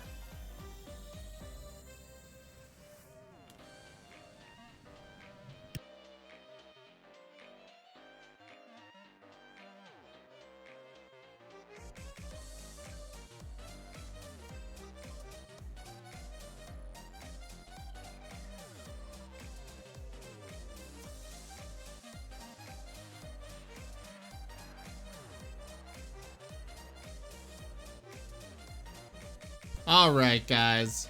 Unfortunately, this is actually all I have time for this evening. I need to get myself some food and stuff and get ready for sleep. I will be back later today or tomorrow, depending on your time zone. I think it's actually later today for everybody at this point. With our Echoes of Eberron Dungeons and Dragons group. So do come on by for that. Hit that follow button if you haven't done so already. We do a lot of variety gaming here for those that are new here. Things like Dungeons and Dragons on Tuesdays and Wednesdays. Lancer, which is a tabletop of mechs in space on Fridays. Starfinder. On Saturdays, all sorts of stuff. Great content. Definitely come on back and join us for it all. Check out our website, zgfgaming.com. We've got links for our Discord, Telegram, Twitter, Patreon, all those good things there on our website, as well as down in the description below. Thank you all so much for coming by and hanging out. But for now, I bid you all the most fondest adieu. Good night, Mollocade. Good night, Sabata. Good night, everyone else. Hold out in the chat. I'm going to see if I can find somebody to raid to.